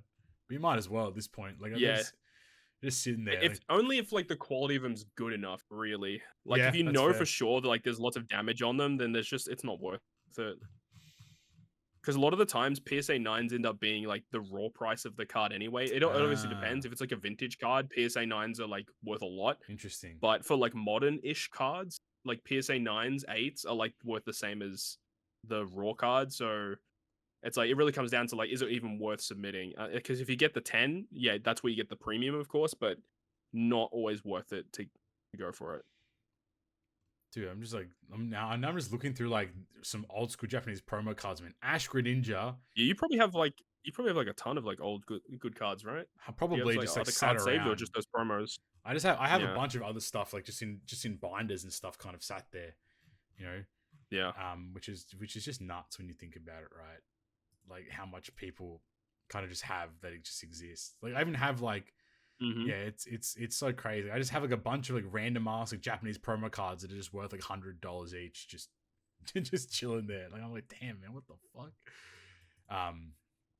Cool, awesome, good little section there. Also the One Piece card game, by the way, they revealed some stuff for OP13. Yep, I did see the there's some crazy ass revealed. Some crazy ass artworks, man. Some crazy ass artworks. Oh my god, they popped off, dude. So they had the One Piece Day live stream where they revealed the new set, like the new trailer for it. Yeah. And oh my god, some of the stuff that they have for it looks amazing. Like they revealed the 5 elders all getting alt arts, and they're all drawn by the author of JJK. That's fucked, by the way. Like that's nuts. Yeah. Trying to find the artwork. I got it. They look. You got him. That's so nuts. That like that's happened, man. Like what the fuck? Yeah, it's nice. It's nice to actually see him draw shit when it's not like fucking chicken scratch, like the manga. So true, dude. The manga kind of ass, bro. Oh way. So they're doing that, and they're also doing Emu as a leader card, and it's That's exactly crazy. what you think. They've literally just did it like a silhouette as the leader. What does he do? What the fuck does Emu do? Emu says basically when you start the game, you can take so there's like 2 different stage cards for Marijua. There's like the throne room, and then there's like Marijua itself. And it says when you start the game, you can take your stage out of the deck and put it on the field immediately. Okay. And that's really powerful because you get like additional abilities for your characters, and then its other effect is like you can trash a card from your hand or on your field to draw a card. So there's like cycling, and the whole focus of the deck is to get as many cards in trash as possible, and then one of the stages gives you more power when you have more cards in trash. And then there's a 10 cost 5 elder like combined card, and when that hits the field, you can trash everything on your field and summon all the 5 elders from your trash. That's fun. So the whole focus is to dump everything in the trash and then summon it all back, and like they all have like dummy effects that are stupid. Sounds like that's fucked. Imagine, yeah, it's toxic. Yeah. It's really strong. So it's kind of weird. You think those elder cards are gonna be like stupid expensive? Honestly, probably not, because I do think that like at least for One Piece alt arts, like they usually don't go above like they shouldn't be over like $100. I don't think. Maybe on release they will be, but I think they'll stabilize below. I was gonna say a lot of the like even like the more popular ones from the older sets dropped in price a lot. Mm-hmm. There's just a lot of like product to put on the market, really. But yeah, I definitely might have to pick all 5 of those up. They're badass. Yeah, they look sick. They look so good.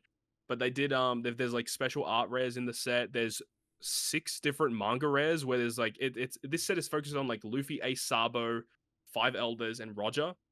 So the manga rares for the set are a Luffy, Ace, and a Sabo. But then there's like a new manga rarity where instead of it being like a white paneled background, it's like a red/orange colored background of the same characters. So there's like 2 Luffys, 2 Sabos, and 2 Aces. I don't know why they did it that way, but that's kind of cancer. I'm not gonna lie. Yeah, I don't think people were that excited about that. Let's see if I can find it, but yeah, it's really dumb. But yeah, there's the new Roger in this set is like insanely busted as well. So they've gone all out for this set. So there's the manga rares I just posted. I think, when it eventually comes out in English, there will be an additional card in this set, which because we always get the treasure rares, which are like global exclusive cards. So we don't know what it's going to be yet, but yeah, there's going to be some kind of global exclusive when it comes to English. Has it caught up yet? The TCG? No, but what they will be doing a catch up. I think what they're going to do is they're eventually going to release sets in the English version before they come out in Japan. So eventually they want, I think at April next year is when they want to combine both like the world globally. So I think probably around April we're going to get like a set that's like simultaneous, and they want to catch everyone up before that point. So I don't know exactly what their plan is yet, but we know eventually they said starting from April they want to combine everything. That'd be good. Just don't know how they're going to get to it. Yeah, absolutely. Cool. All right. Yes. Well done. Easy as. Just quickly then, I guess. In other news, the only thing that really is there is I want to talk about quickly was the One Piece Bounty Rush now has that that online web shop for purchasing rainbow diamonds, and Dokkan has it as well. So I think it'd be pretty cool if Treasure Cruise did it eventually. The only real benefit is that what you quote tweeted? You were like, OPTC would never. That was fucking like some other Dokkan shit, man. What I quote? I quote too much, man. I shit on Treasure Cruise probably a bit too much in reality when we think about it. Let me see here what I did. But it's the shop's pretty cool. Like you can just purchase your rainbow diamonds into the shop, and you get more rainbow diamonds for the same price when you purchase through the shop, which is kind of gangster. And then they have like exclusive deals for just the web shop as well at times too, which is kind of cool. And this kind of follows suit with that's nice. Like I don't know what's the company that makes like Clash of Clans and like Clash Royale and stuff. They also have done this for a while now. Yeah, Supercell has had a shop online for ages, and when you make purchases, you actually get like bonus items too when you purchase things. And the other benefit of it is for content creators, they actually. For Supercell, at least have like codes and stuff, so similar like the Fortnite shop or like the Epic, whatever it is. So like hopefully like Treasure Cruise does do that, and then like people like Stump and Todd and stuff can actually have a code as well, and then you guys can get potentially a kickback from that if people use your code. Would be kind of fucking dope. Doubt it, but my fingers are crossed for y'all. I said OPTC could never because fucking Bounty Rush had a whole ass exhibit at One Piece Day. That's what I said. Anyway, I found it. I'll never forget. Was it last year? I think OPTC was the only game that dropped their like little presentation, and I just had a silhouette as the character. While all the other games showed their fucking characters. That was so ass. They had whole ass exhibits, this and that. Banner Watch had like their tournament thing again. Treasure Cruise, we released. Do you remember when they did like Jump Festa like a handful of years ago, and they had like a big Treasure Cruise exhibit where they showed the Wano characters for the first time, and they showed like Sober Mask and Luffy Zor. That shit was crazy. We had people in Japan like posting pictures online of like, oh, these are the new legends and stuff like that. That was cool as shit. That was cool as shit. Now we just get a 2-minute trailer that is like basically an ad in the middle between shows as One Piece Day instead. Oh man, Treasure Cruise never change. Just keep being you. That's it for other news. So from in other news to the shout outs. Woohoo, hey, yippee. If you enjoyed this episode, make sure to hit the like button, hit the subscribe button, and Todd, what are they commenting today? They are going to comment Raven in the comment section down below if you made it this far. And if you have been enjoying today's episode, you can hit the join button. Plenty of different tiers at different price points. I want to give a massive shout out to our GGP producer of Alexander Wisniewski and our good members of Stump, Red Halo, E Recshin, Wankafella, Mike Schallo, Kiri Karasu, and Obsidian Steed117. Thank you guys for the continued support. We do greatly appreciate it. But the lads, from everyone's favorite section into the shout outs, everyone's actual favorite section, it is the Q&A. The Q&A. If you have any questions, you can send through to us via Twitter at GGP Podcast or our YouTube community tab. First question comes in from Neo X Samurai AMV. They say, "You're going to talk about the new Pirate Warriors DLC?" No. The fact that game still exists and they haven't made a new one is cooked. It's beyond cooked. Bro, like Pirate Warriors is so weird. Like they release all these DLC for new characters, but there's literally no content to use them on. Sounds like Treasure Cruise, actually. Fact. How many DLCs does Pirate Warriors 4 have? I just googled it. They're at 8 or 9, I think. That's 7? Fucking too many, man. According to the Google AI overview, One Piece Pirate Warriors 4 has a total of 19 DLC items. Okay, that's fucking... Oh, wow, okay. That's not what I fucking asked, mate. Okay, anyway. Yeah, I don't know, man. They just fucking make a new game. Like, I don't know, like... I know, we've been waiting for a new One Piece like console game for a while. Yeah, we're not getting it, man. We're not getting it, man. It's gonna be shit anyway. It's gonna be fucking... What was that one called? Odyssey? Not Odyssey. The one before that? Yeah. Was it Odyssey? Oh, World Journey. World Journey. I remember watching you on stream. Was it you on stream playing that shit? Was there just no music or something like that running around? It was weird. Like, that was such a weird game, dude. That was cooked, man. Yeah.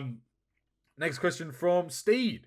He says, during your time in high school, were there trends that was very prominent but dumb in your eyes? Any trends during high school for y'all that you're like, what the hell?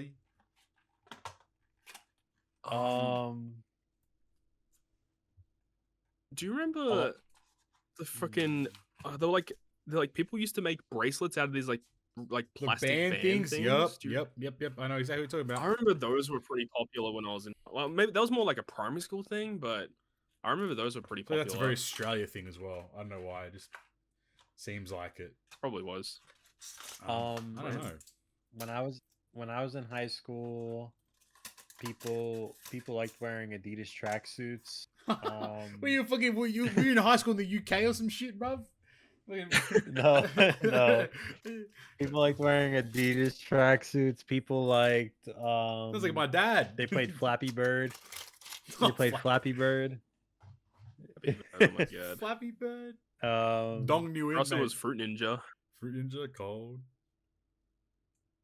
Doodle Jump. Fucking hey, bring that game. Bring that kind of game back, man. Shit. I don't think there was anything I hated though. Like, I was like, fuck it, you do you, man. I don't know. Like, yeah, I don't think there is anything that was kind of dumb. I don't know. I mean, to be fair, we were dumb as fuck, man. We were also part of the cringe club. We were fucking like, dude, we used to, in the back of the classroom, we used to just fucking play poker, but then like bet Pokemon cards as we were playing poker instead. We're just doing shit like that, man. We're fucking around, like just being stupid kids. Damn, that's so long ago though. Damn, man, we getting old. We getting too old. I remember in high school, like, how long have you been out of high school? How long have I been out of high school? Oh shit, 9 years, I think now. Oh man, that makes me sound old. This is my 10th anniversary this year. Oh shit.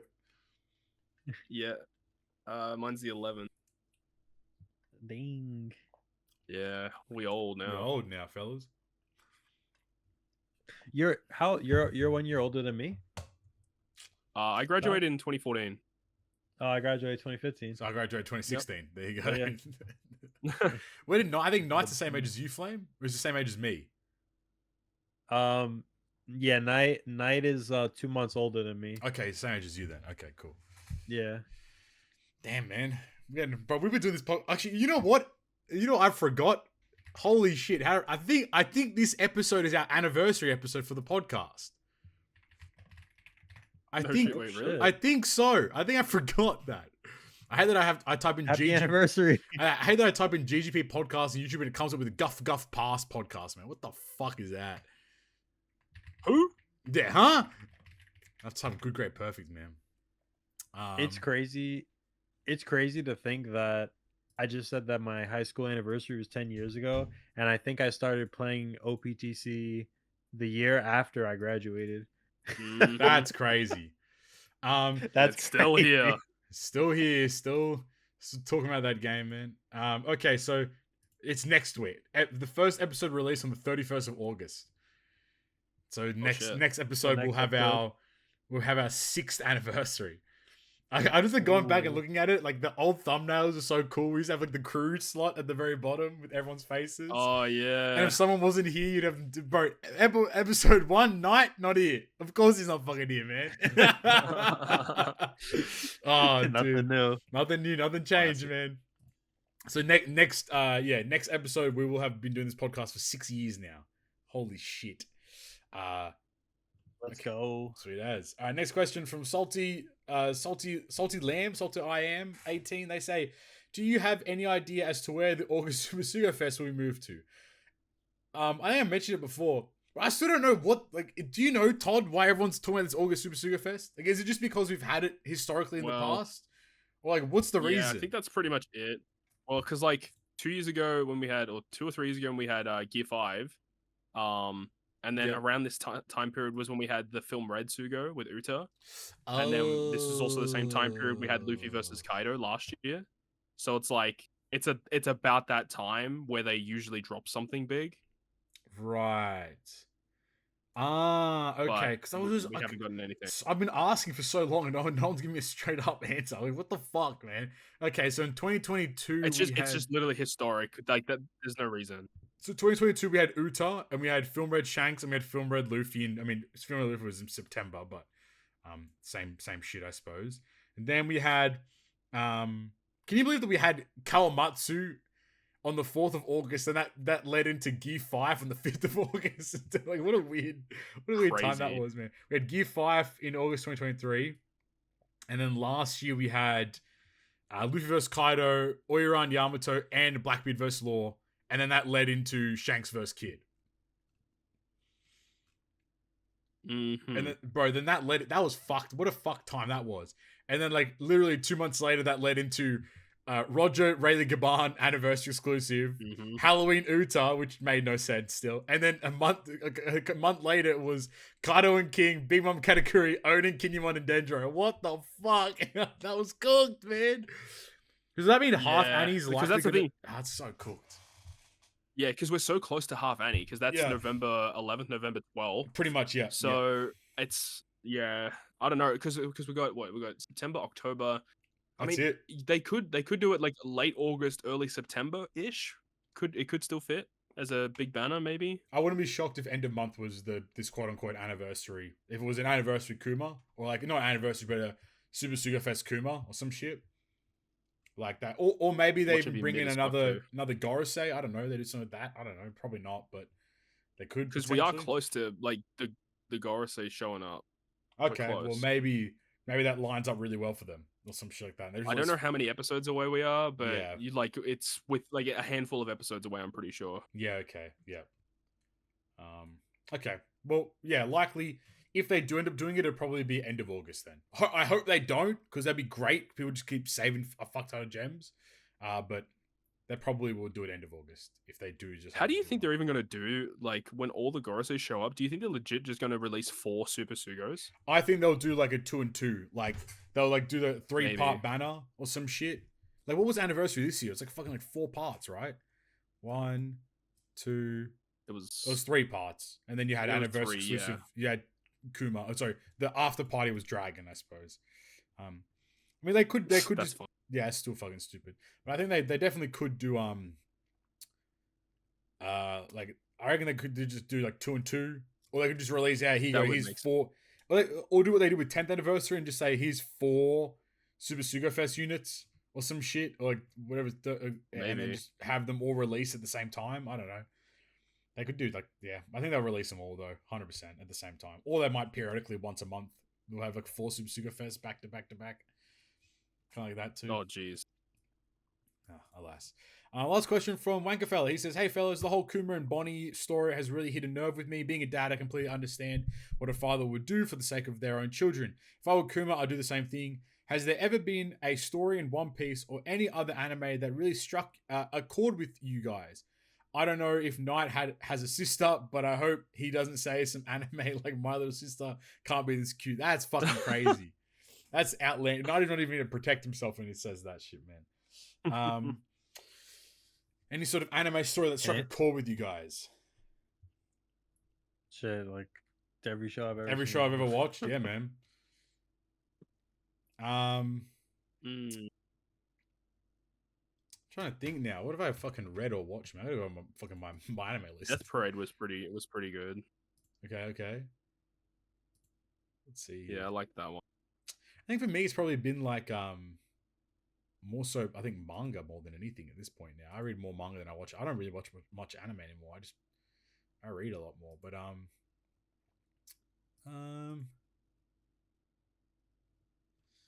I mean probably man.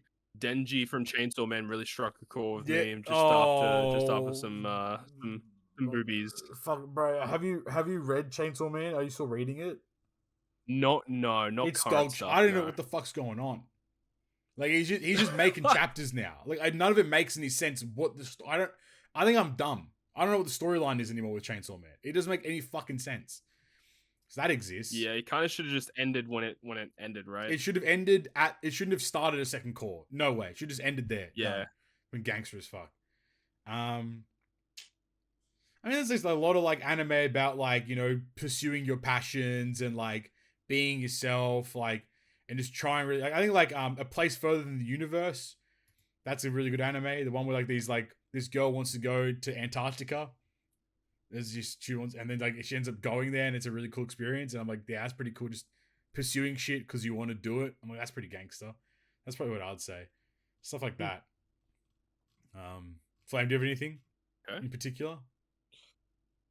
I don't really have a specific, but I've definitely seen a lot of anime that have resonated with me. Absolutely. I think for me as well, it's a lot of manga where it's just like I'm currently reading what's that manga? It's the climbing dude one. The guy he's fucking mountain. Yeah. What the fuck is the English name of it? The climbing dude. Yeah, I've never heard of this. It's called like Koko no Hito. It's called The Climber. It's called The Climber. You would have seen it, dude, if like in panels and shit. Dude, it's so crazy how like there's like so many like obscure niche animes about like things that I would like never watch, like if it was like a regular show. Well, that's what I mean though, man. I mean, like this guy is just obsessed with fucking climbing, like, and like the whole story is just like this. This whole story is this just his obsession with wanting to conquer like the K2 peak, and it's just that's all it's about. And it's just like how people like it's just like this falling in love with a mad obsession of like just pursuing pure passion, I suppose. I mean that's fucking so cool like shit, where does the drama come from? Does he like, you know, try and climb up and he like accidentally falls and he's got to like catch himself? Is that how it goes? It's like low key, like kinda, but then it's also like a commentary on like people kind of like stepping in when you're like trying to achieve your goals and shit like that, and trying to like manipulate you or like try to get you to do shit that you don't want to do and push you from your direction. It's like that too. Genuinely, fucking this pure, it's pure peak. Some may say, you know, it's really good. And then obviously, Vagabond as well, a really good manga too that I've read or that I'm reading as well. Really good manga as well. Really good life lessons in that too. Last part of the question there. On the OPTC side of things, I'm digging the new OPTC Run game mode, though one thing I've found is if I've gone deep into a run, I can't do a further run right away, as going from super fast tapping to super slow is like getting hit with the Nora and Horo no Mi. My eyes and brain can't handle going so slow again. Are there things they can improve on the game mode or the tavern medals? The game mode is like it's a mini game, so I don't really care. But it is kind of unresponsive at times. Like when you're tapping, like the perfect timing slightly alters from time to time, which is kind of lame. Otherwise, I mean, like it is just a mini game. Like it'll only be around for 24 hours as well. So you just play it a little bit, get your runs in, get yourself like 15 Rainbow Tavern medals every week. Sorted, man. Like that's probably the win there for sure, which is kind of cool. Cheers from Canada. Thank you, Wankafella. That's it. We're done. Another episode in the books. We're back to our usually scheduled 2 hours of recording now. But that's been it. Yeah, next episode we will have our 6th anniversary. So hopefully if you guys have made it this far, you have some special questions for us about, hosting the podcast and that kind of stuff would be really cool. But we're looking forward to that. I've just remembered that it exists. So that'd be awesome. But if you've enjoyed today's episode, make sure you go down, hit the like button, hit the subscribe button, and comment Raven if you made it this far. Whilst you're also down there, make sure you go hit the link that has linktr.ee/perfect.